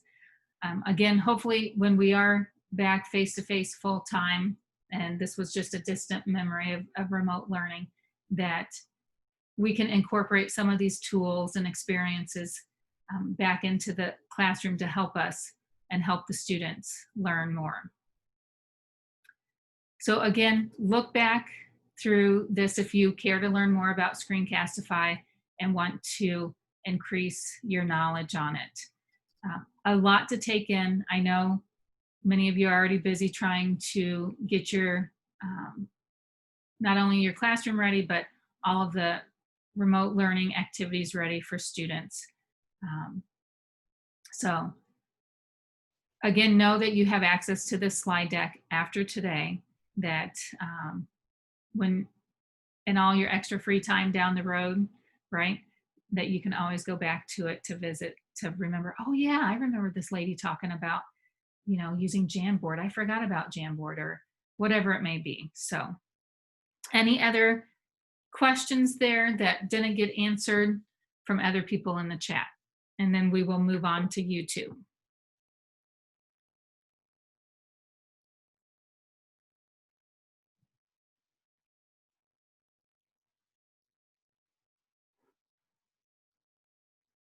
Okay, so yeah, keep asking. And yes, someone talked about Screencast-O-Matic, and I don't know, Renita, if anybody else from Pikeland's on. They're the one, I think it was Chandra talking about that last week as well. So check it out. What we're finding is all of these apps, they have a free version and a paid version, and you know, they want to make money as well too. So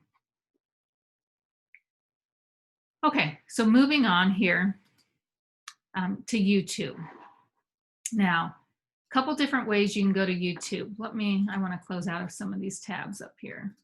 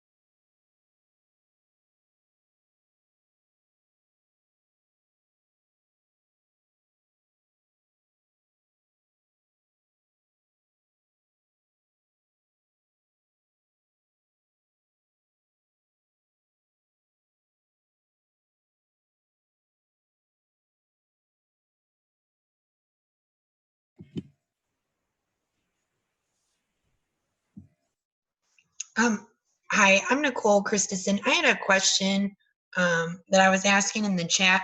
What do you need to do if you want your Jamboard or your slideshow to be collaborative so everyone can work on it at the same time? What do you need to do to make that happen? Yeah, great question.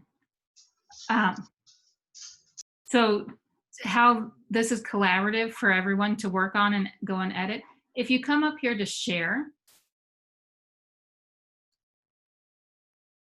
and click on share, and right here where it says get link, the default usually will be defaulted back to your Google domain, your school district. So my default's always the Learning Technology Center. So if I want other people to work on it outside of my school district, I click on anyone with the link. Nicole, I do realize some school districts have that locked down even for teachers, for staff and students, that they can't share things outside of their Google domain. But if your district allows you to share outside of the Google domain, click on anyone with the link. And then what I did, I had to come make you guys editors. On the slide deck that I shared with you, I made it you all viewers because I didn't want you accidentally changing anything or deleting things on that slide deck. But on the one that you guys all collaborated on, I made you editors. And then what I did, I copied the link and then I hyperlinked it onto the slide deck here. So If I go back up here, so what I did for slide deck, any word I can hyperlink. What I did, I just highlighted, I'll highlight ideas, and then I hit insert link or Control K. It's this icon right here. All right, there's 4 different ways that I know of that you can go and insert a link. And then I can just paste the link in right here. And then when I paste it, then that's how you guys got access to that slide deck. If at any time you put a link in, you can copy a link there, you can edit it, and you can remove it at any time. Does that make sense, Nicole? Yeah, is that the same then for Jamboard? It is, yeah, good question. I'll just go to Jamboard real quick and show you.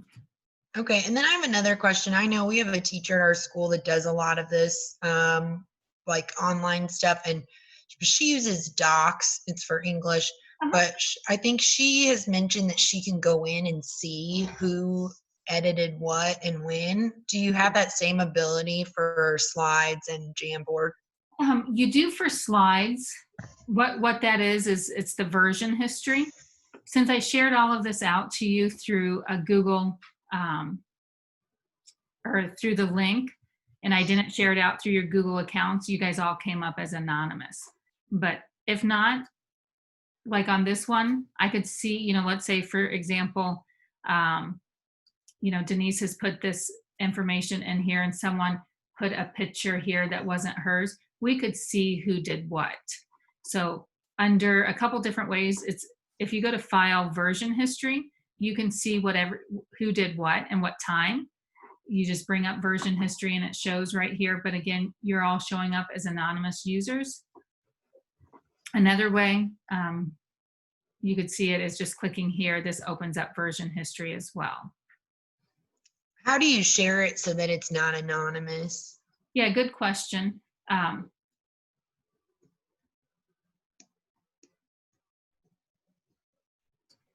So to share, so it's not anonymous, you'll share it out through your Google Classroom or you'll email it. So if I emailed everyone before this workshop, these Google slides, then you would have had, I would see who's all on the slide deck.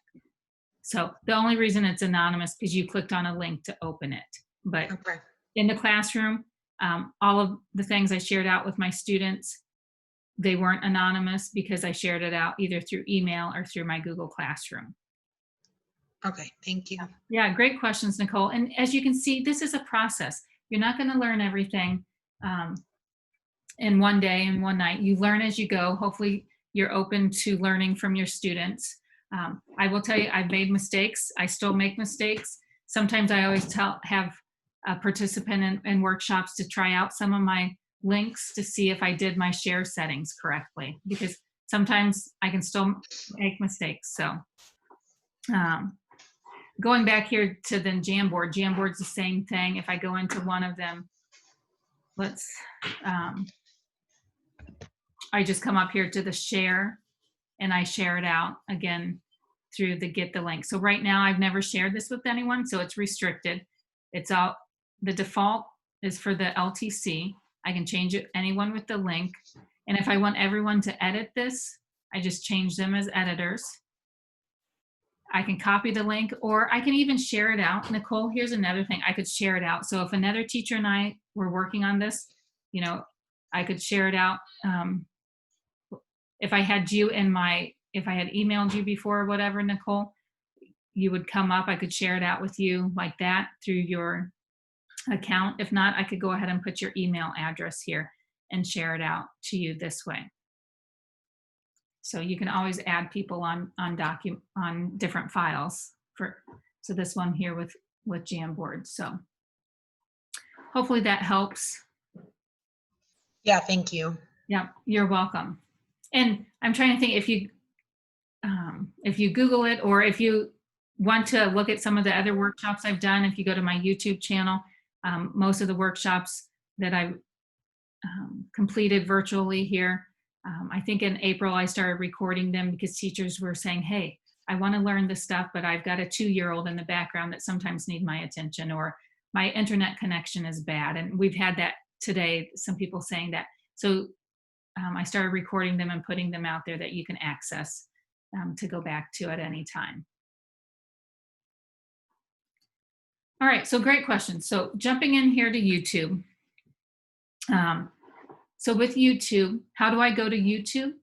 I can go up here to a new tab, hitting the plus sign. I can go to my waffle and go to YouTube that way.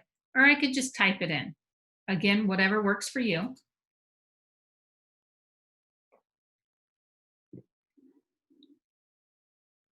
And so here on my home page, of YouTube, I can search for a video here. They also have some different searches up here if I want to look for videos that are on distance education. This is built in right there. Here's some recommended videos here. Again, sometimes it's an algorithm based off of what you've looked at before.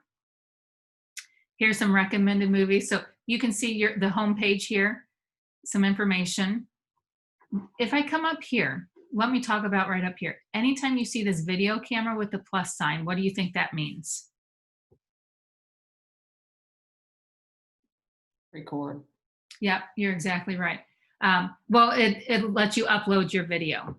So you can upload video and or go live. So if you've seen people go live, this is how you do that. Again, you've got a waffle here within your YouTube. So there's some different tabs here you can go to. There's a YouTube TV, music, kids, a creator academy, and even a YouTube channel here for artists. And then if I go to my bell, that's my notifications. So right here, I get notified of when there's new subscribers. I also get notified of when people comment on my videos. Same thing here with the notifications. If I'm subscribed to a channel, so for example, if you subscribe to my channel, you will get notified when I upload videos. So for some of the famous YouTubers out there, I know they look at how many people subscribe to their channel, and they can make, get some advertisers and get people to say, hey, here's the millions of people that I reach with my YouTube channel. So that's what the notifications is. If you come over here, again, you've got some different labels here that you can go into to look at. So if I open up this video on Gary Brooks, and I want to watch it, but I don't have time to watch it right now.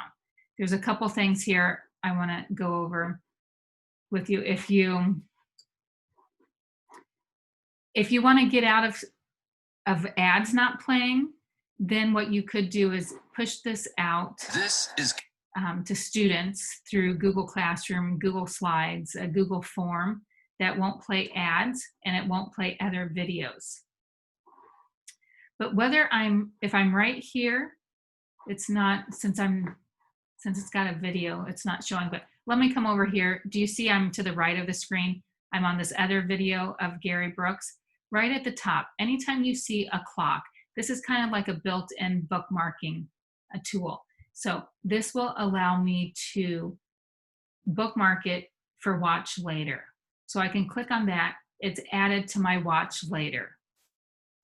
Now, if I come down here from having this video open here, another place I could do this is right here. Anytime you see the 3 lines and a plus sign, that means to add it to your playlist. If I click on there, I can add it to playlist. Well, how do you get playlist? So this watch later is built in. Google or YouTube has that set up. Google bought YouTube a few years ago. So that's why it's under the Google apps, the waffle. So they've set this bookmark up, this playlist, watch later, kind of like a bookmarking. It bookmarks for you to go back to it later. So I've got that. Now, do you see some of these other playlists here? I created those. So if I want this video to go under a different playlist, I can create new playlists, put a name here, and then I can set the playlist to be public. I could set it to be unlisted or private, only I could see it. So for different reasons, you would want, you know, the different options here. So then once I named it, I can create it. So let's say I wanted this video to go under one of these playlists here. I would just click on it and it would go under that playlist just by clicking on it. Now, if I wanted to share this video with the students, I could come here and click share, and I could get the copy of the link here and share it out. So some of you who knew how to insert a video here, whether it was a screencast or your, I think, well, Angie did a screencast there, but it was just of her camera, webcam. But all you have to do is come up here to insert video. So again, whether it's your screencast or another video out there, you can go and search YouTube right here, or by URL, or even go to your Google Drive. So that screencast that I had earlier, if I want this one, I just can click on that and hit select, and then it puts it in there. Okay, I've got my video in there. And then I can move it around or whatever. Same thing, if I want to insert a video from YouTube, but I pulled up the URL, here we go. Here's that Gary Brooks video, hit select, and then I can even push it out to my students through this Google slide deck if I share it with them. Do I have to put it in a Google slide deck? I don't. I can put it, you know, in my, just share it out in my Google Classroom, Google Forms. Feel free to put it in chat how else you share videos with your students. But that's if you are right there on YouTube, you could come get the link right there, the share, okay? So there's the share button, there was the playlist button. Why am I talking about those two? So then hopefully you can curate some videos out there that you can share with your students to help their learning. Because one thing you might be thinking, Lisa, I don't have time to create all these screencasts to teach all of these concepts to my students. Don't panic. There's some people have already created some out there. You can share those videos with the students, and or eventually you could have, depending on the age you teach, you could have your students create screencasts to explain how to do something, and you can share those out with your students. So it takes the pressure and the work off of you thinking that you have to be the one creating all of the material. So with playlist, let me go back here. So right over here, I've got watch later. That was built in from Google already. Now, right underneath that, I've got all of these other playlists. How come do I have, why do I have these? Again, I created these. So I created playlists on Google Classroom. I created a playlist on Seesaw. So if I go to my Google Classroom, this shows all of the videos and workshops I've done with Google Classroom that I pushed out there on my YouTube channel. Does it have to be your videos? No, I could have put other videos in here on Google Classroom. So if I wanted to, I named it Google Classroom. What I've done, there's 6 videos. It was updated 4 days ago. I can click on this pencil to edit the title at any time. I've made this public so anyone out there can see this. If I wanted to, I could make this unlisted. So especially with your students and videos, you know, the privacy and security out there is very high. That it wouldn't necessarily be, if students are in the video, it wouldn't be searchable out there. And when you upload the videos, it asks you that, and I'll show you that here in a minute. I can also right here make it unlisted so that just anyone with the link can view, so not any stranger out there could view it. And then again, if for some reason I don't want it unlisted or public and it's just for me, I just make it private. And then right down here, I can shuffle the play order here if I need to. I can share this playlist out. When I share this playlist out, anytime you share a playlist in the URL is the web address. URL stands for Uniform Resource Locator. And this link here, anytime you share a playlist, it will have the word playlist in there. So I can copy this, and again, I can share this out to my students that way through the link. Again, in the G Suite apps for education, anytime you see 3 dots, you've got some other options here. Just like we collaborated on that Google slide deck earlier, you can even collaborate on a playlist. You could have other collaborators add videos in here on the playlist. So you've got other options there. Again, I can put a description here. Just click on the pencil and type in a description and then hit save. And then I've got that there. So these are all of my playlists. I can click on different playlists here and put and see what's in there.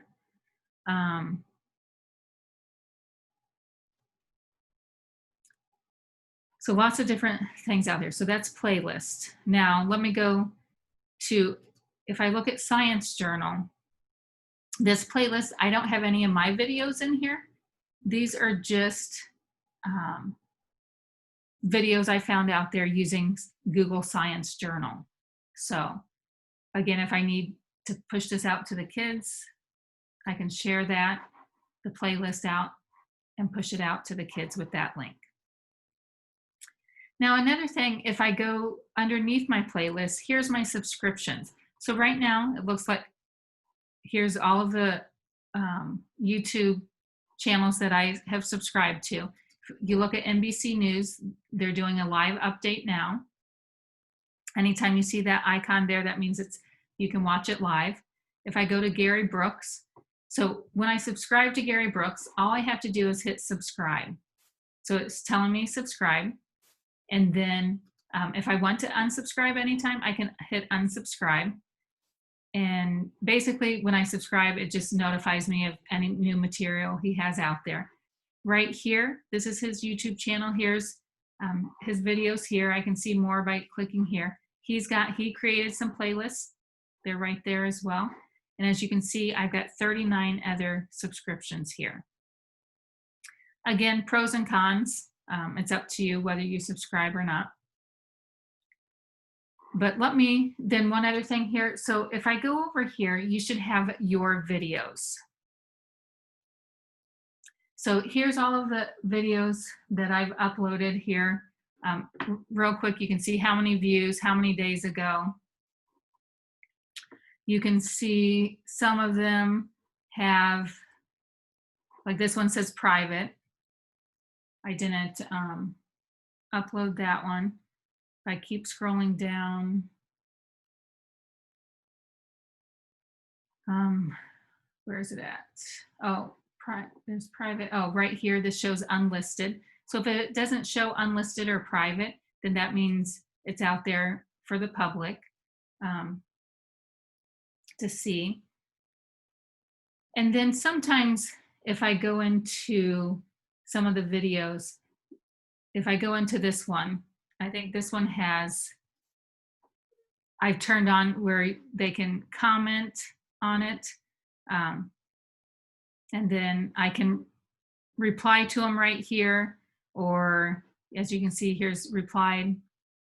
So here's another way to, collaborate with people throughout the world if you do make your videos public. So if I need to, I can go back and edit my video at any time. I can see analytics on my video. You do have to, I will tell you, with it being public out there, sometimes the comments, random people put random things. You can report comments to Google.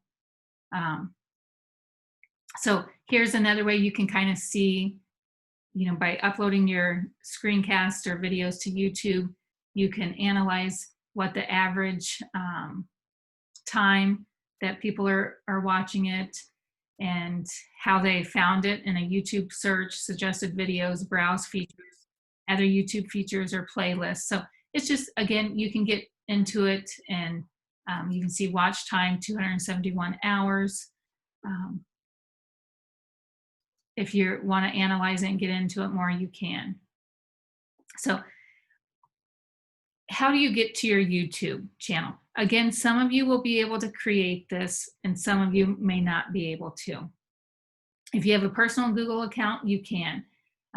So let me go back here to the slide deck here.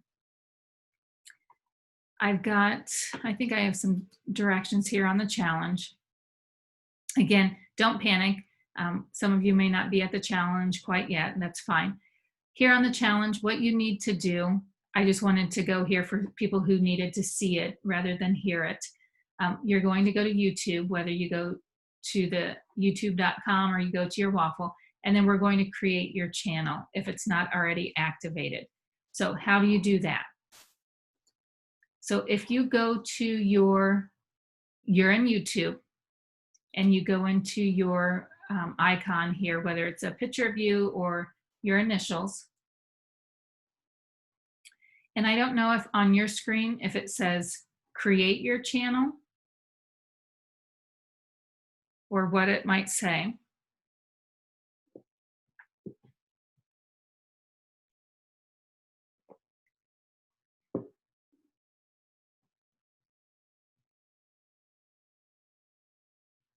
So if you want to, okay, if yours says your channel, then you've already created it. If it says, okay, customize your channel, it's sometimes they change it all the time. They used to have it activate your channel. Then the past few months it says create your channel. And now Latasha's saying, hers says customize your channel. So you might have to do that first.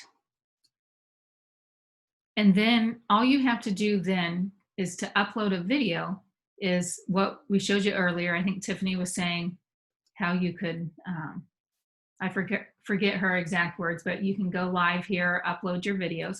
So I just hit upload my video. And what I could do is just, I can drag and drop my video right here, or I can go and select files. Do you have to put your videos to YouTube? No, this is just another tool that you could, if you so choose to want to use it. I have some teachers that they want their kids to access their YouTube videos out there on YouTube, and they don't have to then put them in Google Classroom all the time. It's whatever works best for you and your students. How will you know? Trial and error and what they have available to them. So if I go here, I can have it, I can download it, I can go to my desktop, I can go out to my Google Drive to get the screencast as well. Or another thing I could do, let me go back and open up my Screencastify folder. If I go and open up the one from today,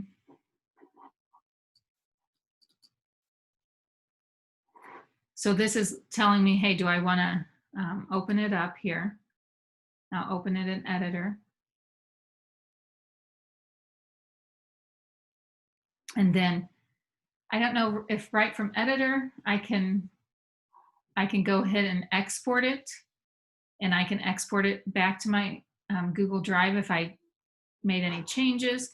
Or over here, those 3 lines, I can go back and create a new project here, go to my recordings. And what I want to do is I want to upload this. Okay, so as you can see, sometimes there's issues. Will it not take me back there? It won't. So that link isn't working right now.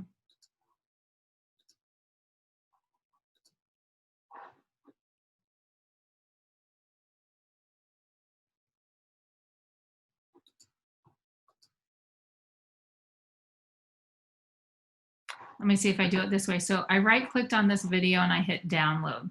So it's going to download here. So if I do it this way, this is another way you can do it. And then once it downloads, if this file's not too large, it shouldn't take too long, then I can just drag and drop it into my YouTube channel. So if I come over here to create, I can do it that way. Another way you could have done it is if I did the screencast, I could upload it right when I'm done with it, let me go ahead and hit record for a second.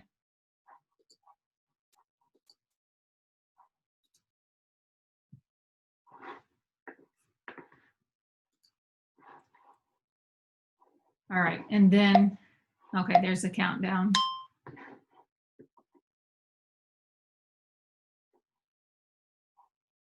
So then if I'm recording here, whatever I want to say, I'll go ahead and pause it and then I can end it. What's going so slow is because I downloaded that video. I think that video is too big of a file. So I'm just going to cancel it for now. But right here, as you can see, the shorter the video, the faster it downloads here. I can share this right out to my YouTube. So if I go to more options, I can publish it to YouTube right from here. And here it's tied to my YouTube account right now. It'll publish as private. I can switch it up to public if I want. I'm going to keep it, I'll put it public for right now, and then I can switch it back. Then I can upload it to YouTube, and it's saying it's uploading right now. So I didn't have to go out to YouTube and upload it. I can upload it right from Screencast. And right now it's not showing because they're processing my video. But here, voila, it's here on my YouTube channel. Again, I can change the title name if I want. And this is just an easy way. Again, once you get used to it, it might seem hard right now, and that's fine. That's just the process of learning new things, that the more you do work with it, the easier it will get.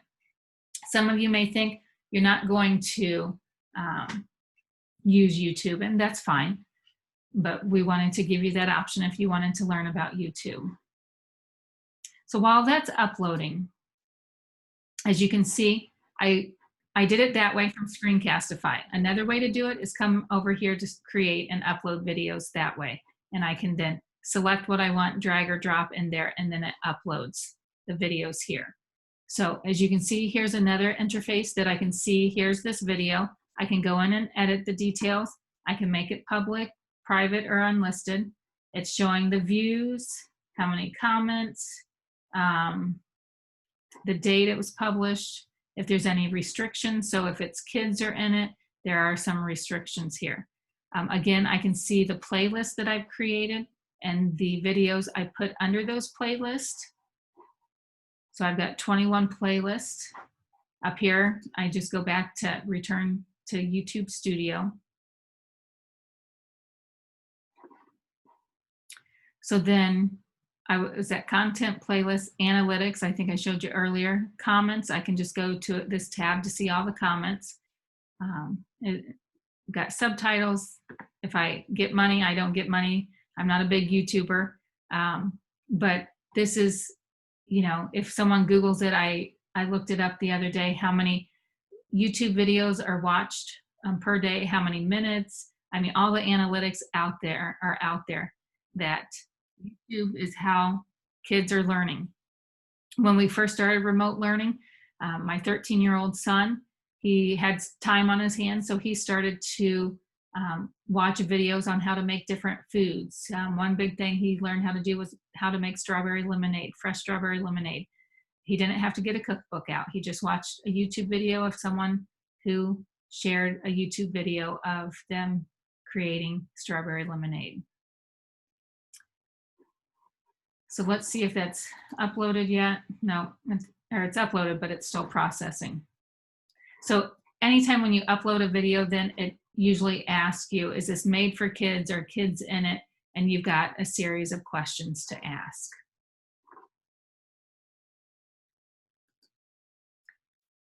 So right here, then, this is when you're in your channel. If I want to just go back to YouTube, I just click on YouTube and go back to it, and then I can get to all of the other videos out there. So you might ask, well, why do I create a playlist? I'm going to go back to the playlist.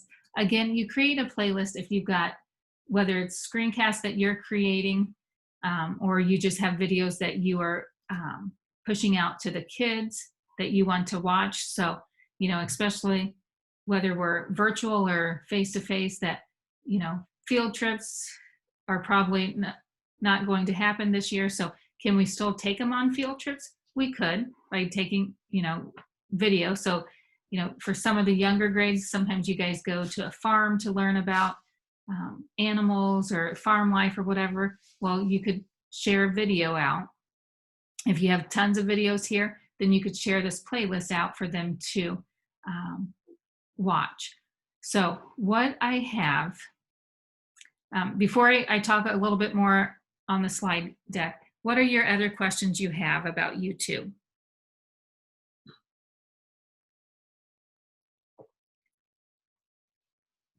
Oh, okay. So while people are thinking, some questions are in chat. We actually tried last week if we could edit our name for our YouTube account, and with our school account, I don't think anyone could change it. I don't know if you can with your personal account, but with the school account, we kind of, if anybody has a workaround, feel free to jump in and share, but we couldn't. And then, oh, someone else is asking, they can't create a playlist. Okay, so we will try to do that here and walk you through that again. So one other thing before I show you a playlist, I want to show you, let me go ahead and go to this video. You get closer. Still works. Still works. Still work. Okay, so that's, again, 300. I don't like those ads, so if I would have pushed this out on a Google slide deck or Classroom or even Google Sites, whatever, it makes it so much nicer.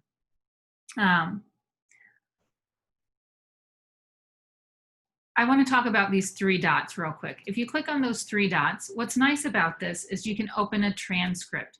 So again, this allows for differentiation.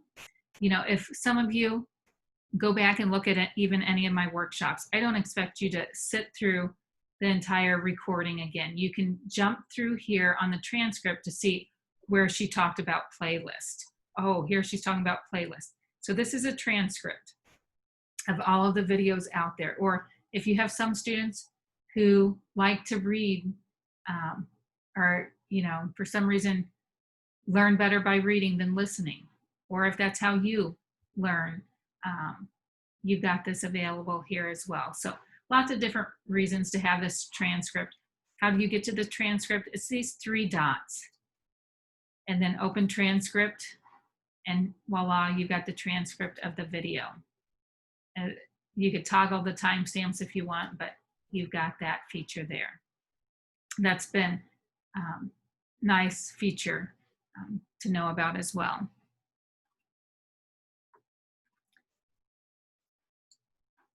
Okay, so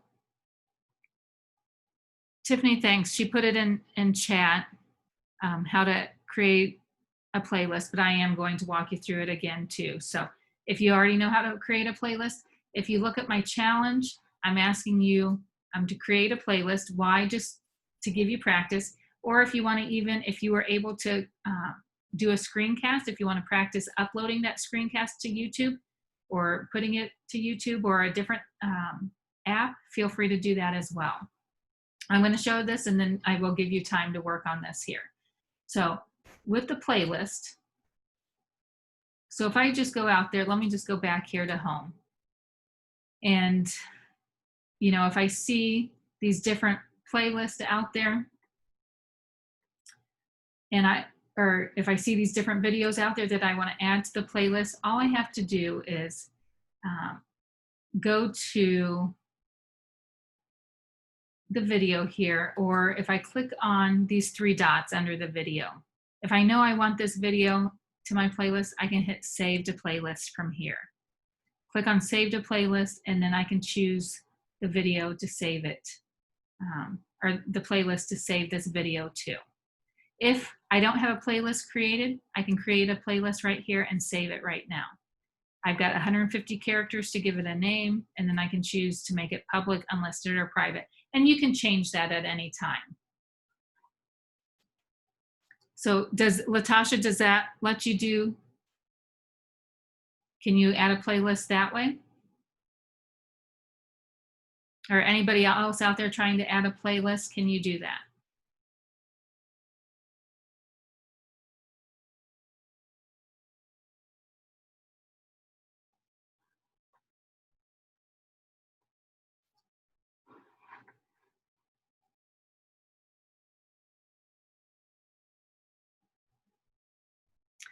Okay, so Latasha, you're able to do that.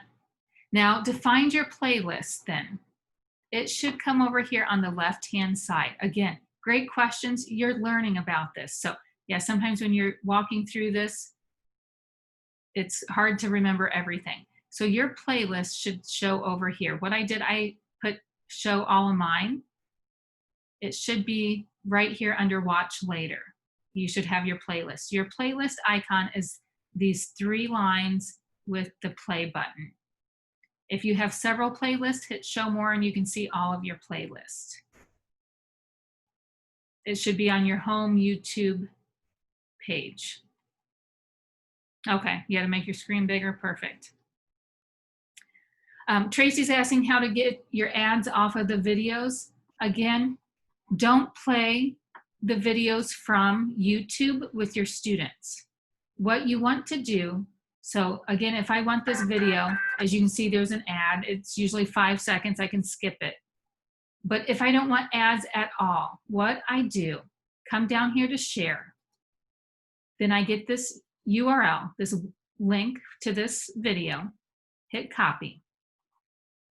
And then I can go to a slide deck. If I'm sharing it with them through the slide deck, I can insert that video. I can even go to my classroom if you use Google Classroom, and I can go to my Google Classroom and add a video that way. So I'll show you real quick. If I go into my Google Classroom, as you saw Screencastify, I could upload my screencast right to Google, right to my Google Classroom.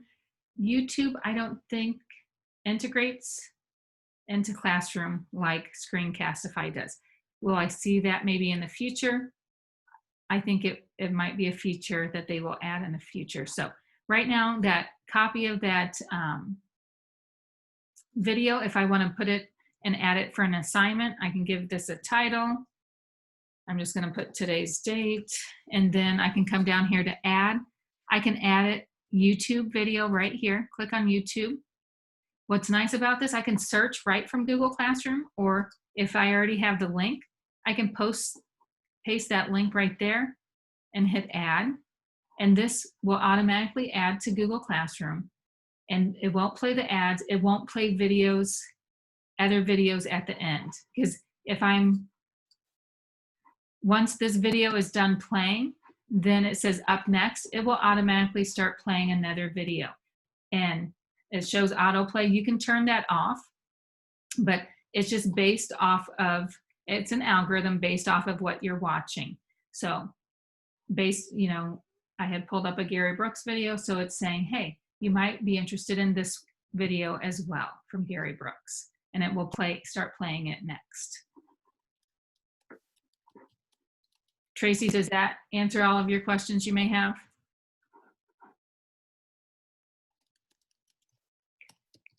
I know many of you out there also use YouTube. What are some other tips or tricks you want to share? Feel free to unmute yourself or put it in chat.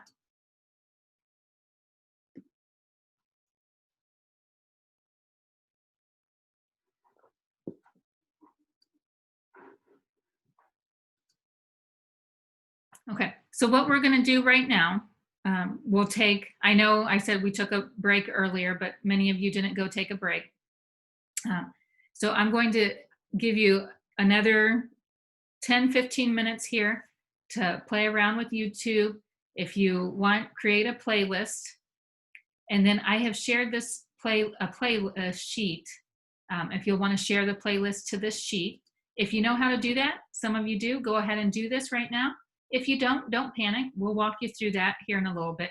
The main thing I want you to have time for right now is going to YouTube, playing around with it, practicing creating a playlist. So any questions about going to YouTube and adding videos to a playlist? Lisa, can I ask you a question about something else? Yeah, you sure can. On the slide deck, I took my video from Google Docs and put it on there, but now this is just a black rectangle. I mean, if I click on it, it works, but how do you make it not be a black? You know what, Jenny, that is a great question, and I don't have that answer. That has happened to me on some videos. I don't know.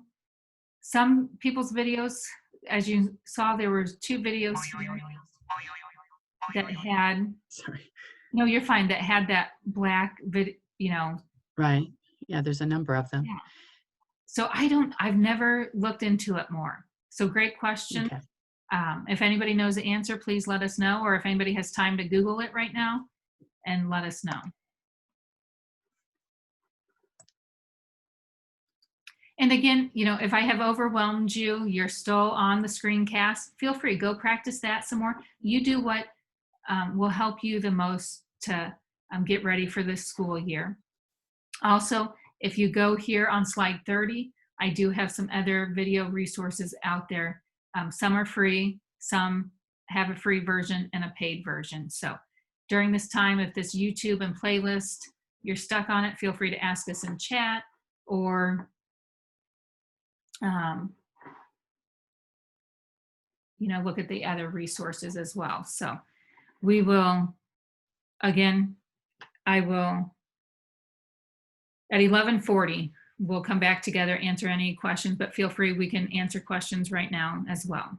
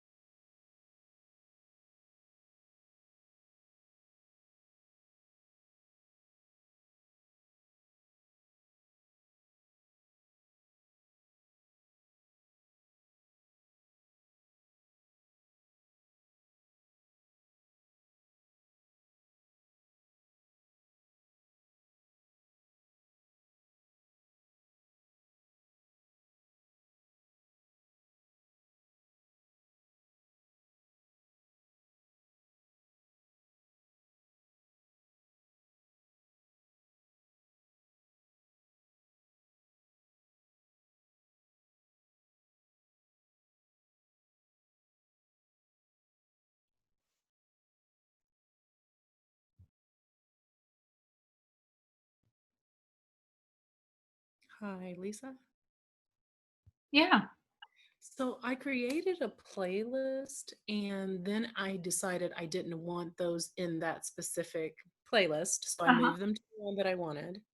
And then whenever I did that, I was still left with a playlist that had no videos in it. And I want to get rid of that. Is there a way to get rid of that playlist that no longer has videos in it? Good question. Thanks.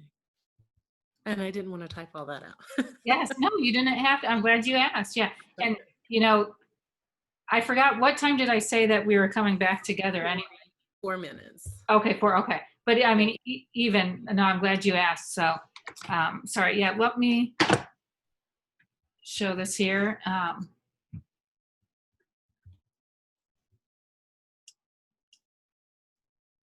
Because So- I'm able to create them, so that's good. It's just I wanted to get rid of one. that I Yeah. didn't want. Latasha, great question. I don't know if I've ever deleted a playlist.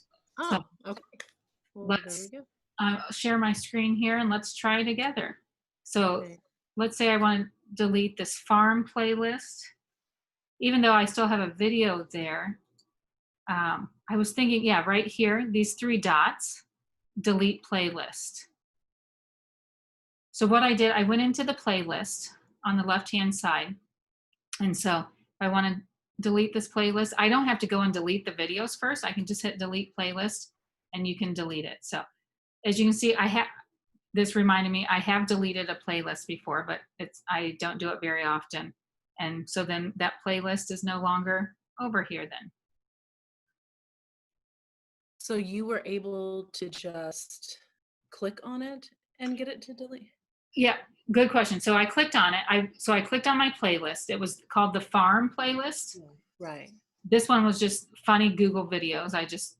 Sometimes I have some things there that I just use. And if I click on, oh, okay. If it's a playlist I have created, I can delete it. This one I didn't create. So the Science Journal one, I think I did. Yeah. So the Science Journal one I created, so I can go and delete it. These 3 dots, do you see those 3 dots there, Letitia? I see them on yours, but whenever I go to get them on mine, I do not see them, is the problem. Huh. Anybody else having this issue? So, okay, let's see. Yeah, no, it's not, and I'm on full screen, so that's not whenever I'm on my playlist. You have the share button there on the playlist? Okay, I see. Oh, I gotcha. I'm with you. I was in the, I got it. Okay, I was in the wrong, yes, okay.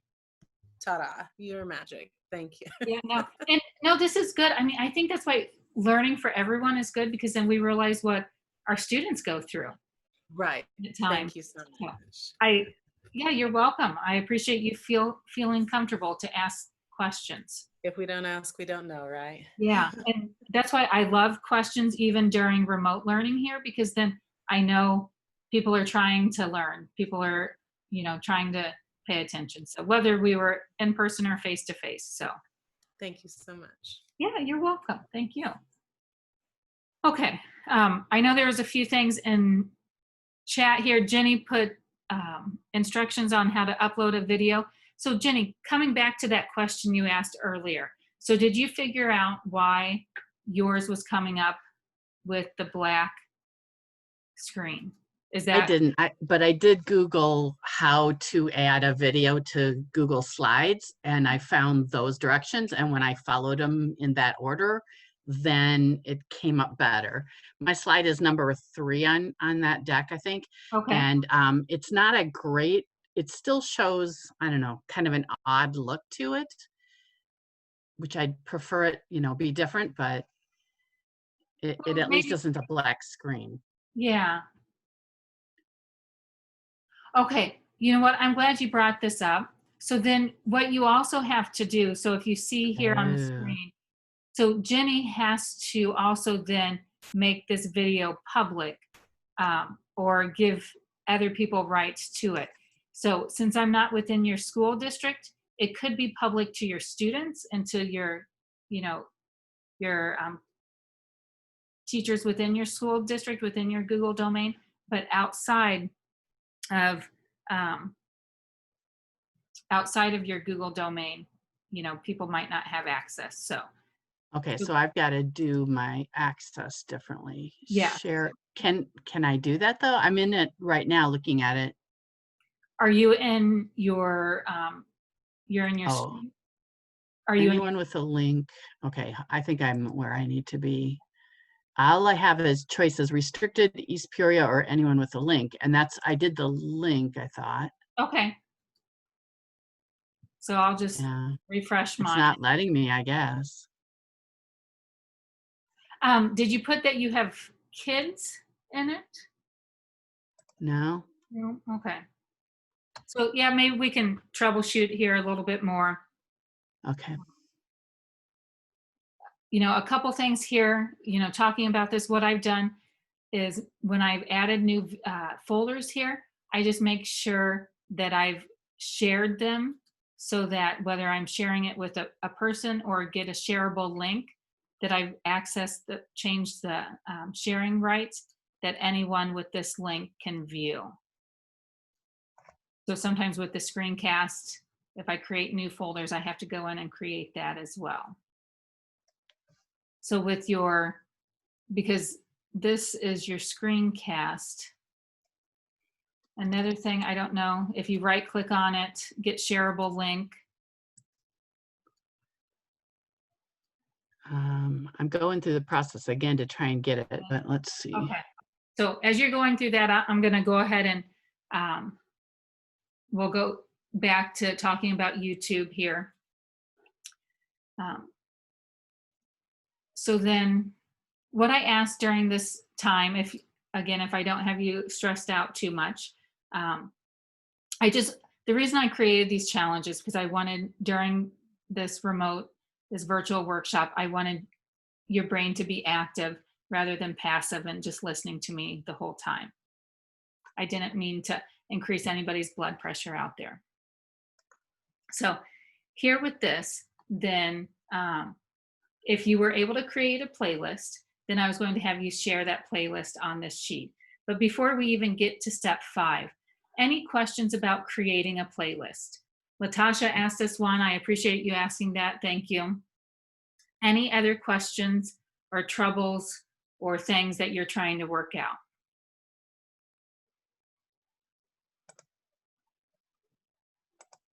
Okay.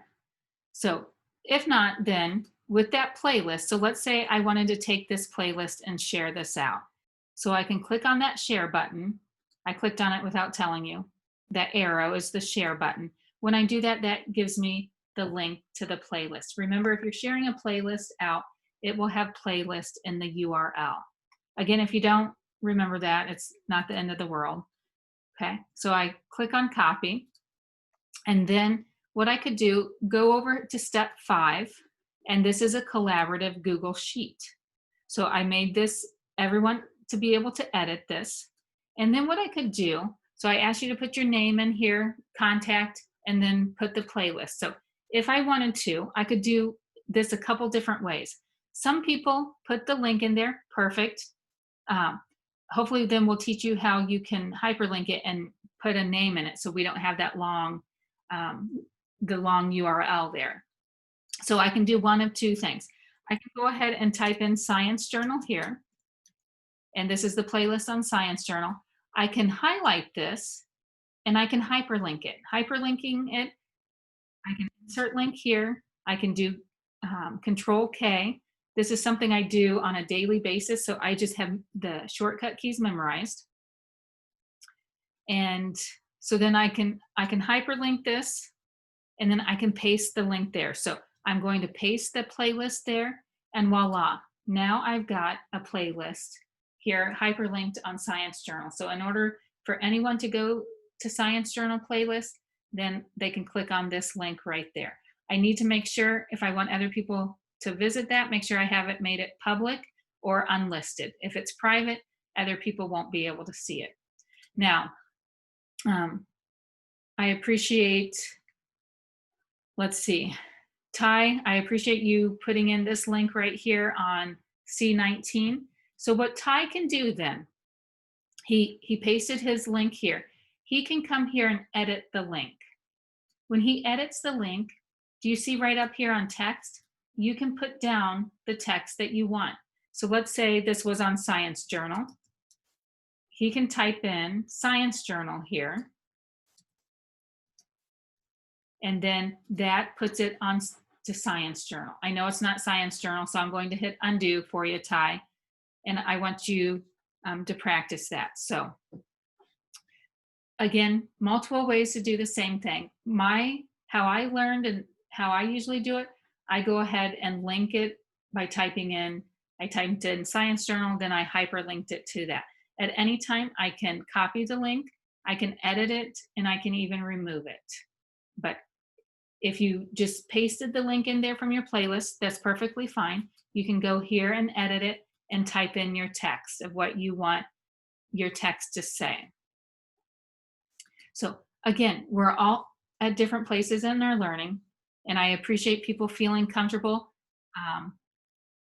of being out of your comfort zone and trying new things. You know, some of you are failing right now. That is fine.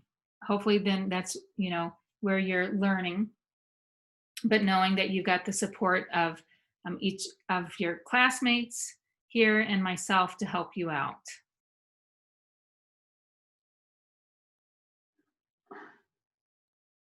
Okay, yay. Shelly, she said she learned how to hyperlink. Awesome. So hopefully you have at least a couple takeaways from today that you can use, and that you are so overwhelmed that I have lost you.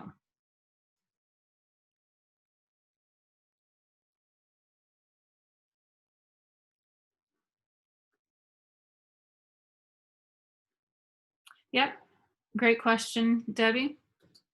So here on slide 29, step 5.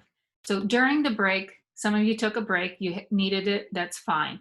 Some of you who had a chance to play around and create a playlist, then here's a playlist. You created a playlist. I put at least 5 videos. If you didn't have time to put 5 videos, that's fine.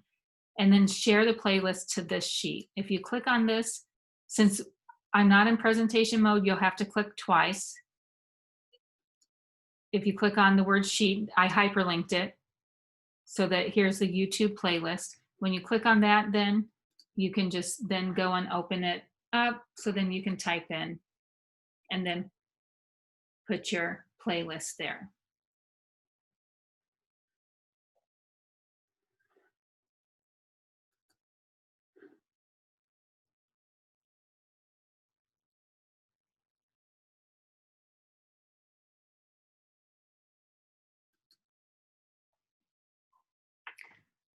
I know we've got a little bit of time left, but I know some people have to get going here. So whenever you have to go, that's fine. I do want to end here with, you know, here's some other resources on slide 30.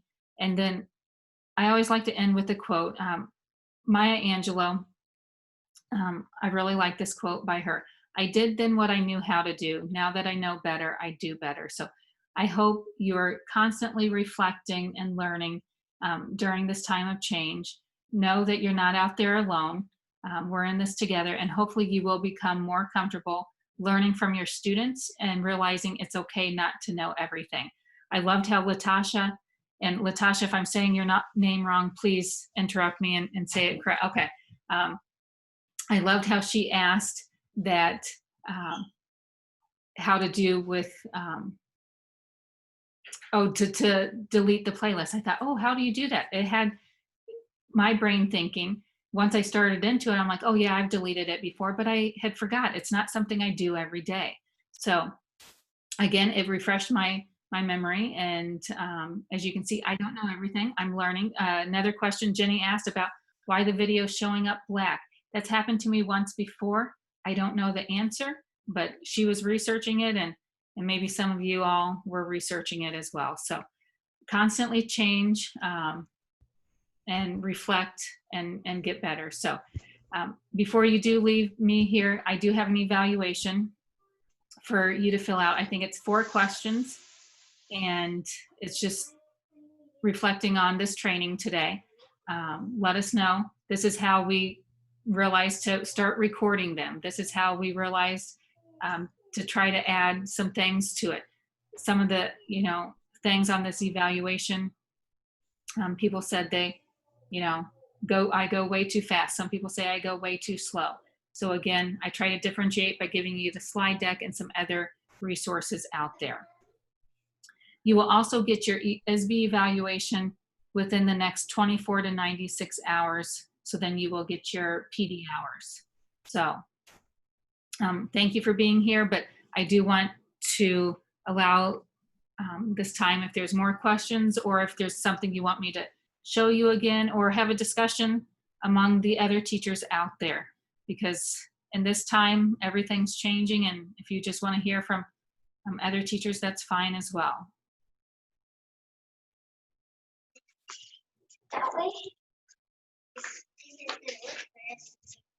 Yeah, Kelly, go ahead.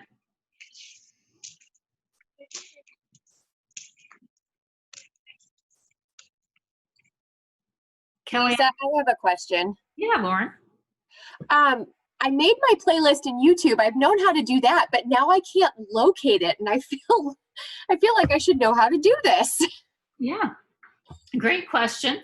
It is, sometimes it's not as intuitive as we think. Your playlist then should be, if you're on your home page of YouTube. Okay. And then right here, my playlists are under my watch later.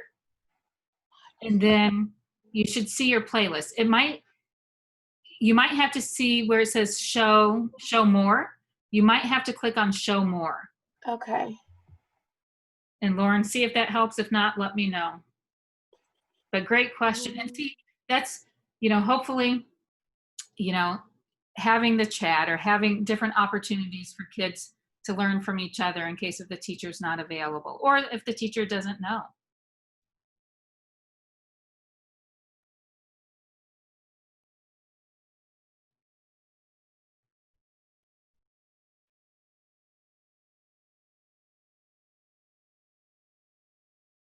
Thank you, Tiffany, for putting that information out there. Yeah, if others has information, let me know. Oh, so people can't get into the evaluation?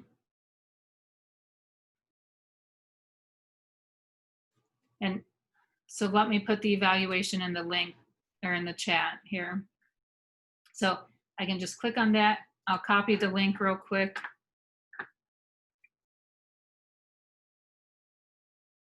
So for those of you who couldn't get into the evaluation link, I put it in the chat. And then make sure you did sign in as well.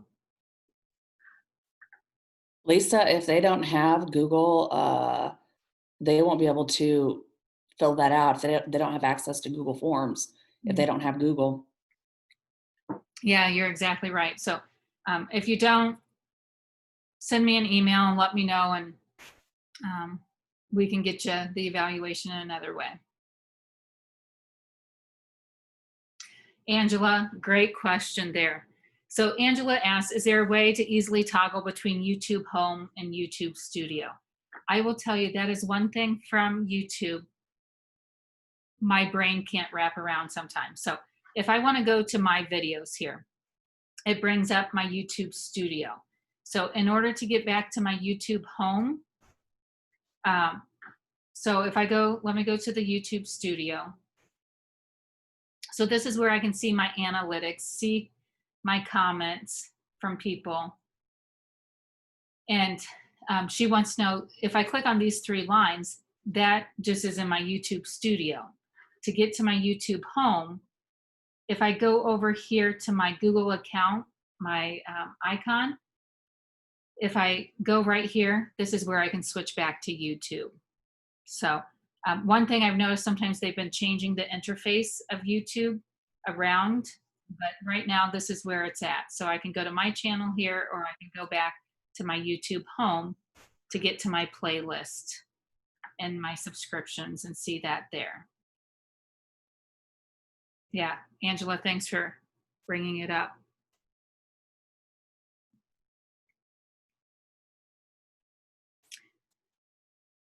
And Renita, is there anything you need to answer in response to what you typed there?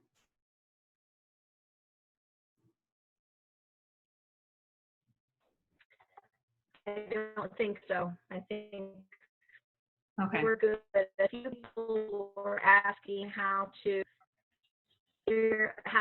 save the slide deck. Okay. So maybe review that real quickly before you go. Okay, perfect.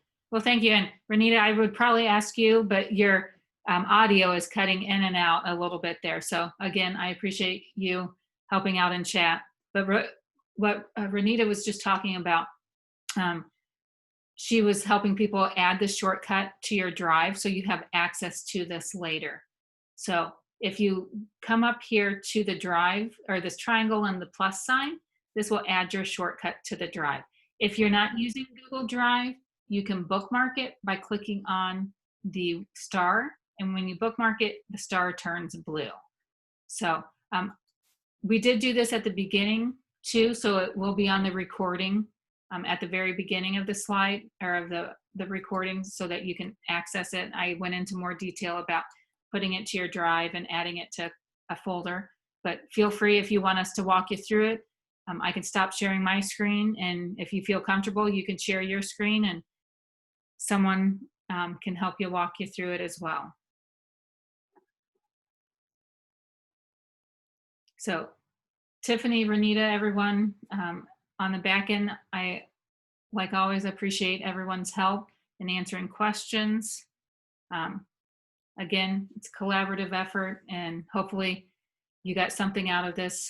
If you already knew everything about Screencastify and YouTube, hopefully getting more comfortable with using, getting ideas of how you can do remote learning with your students.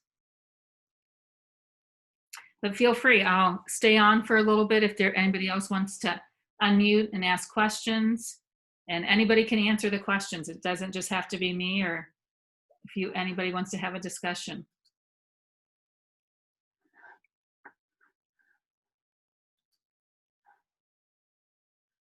What I can do, I can stop the recording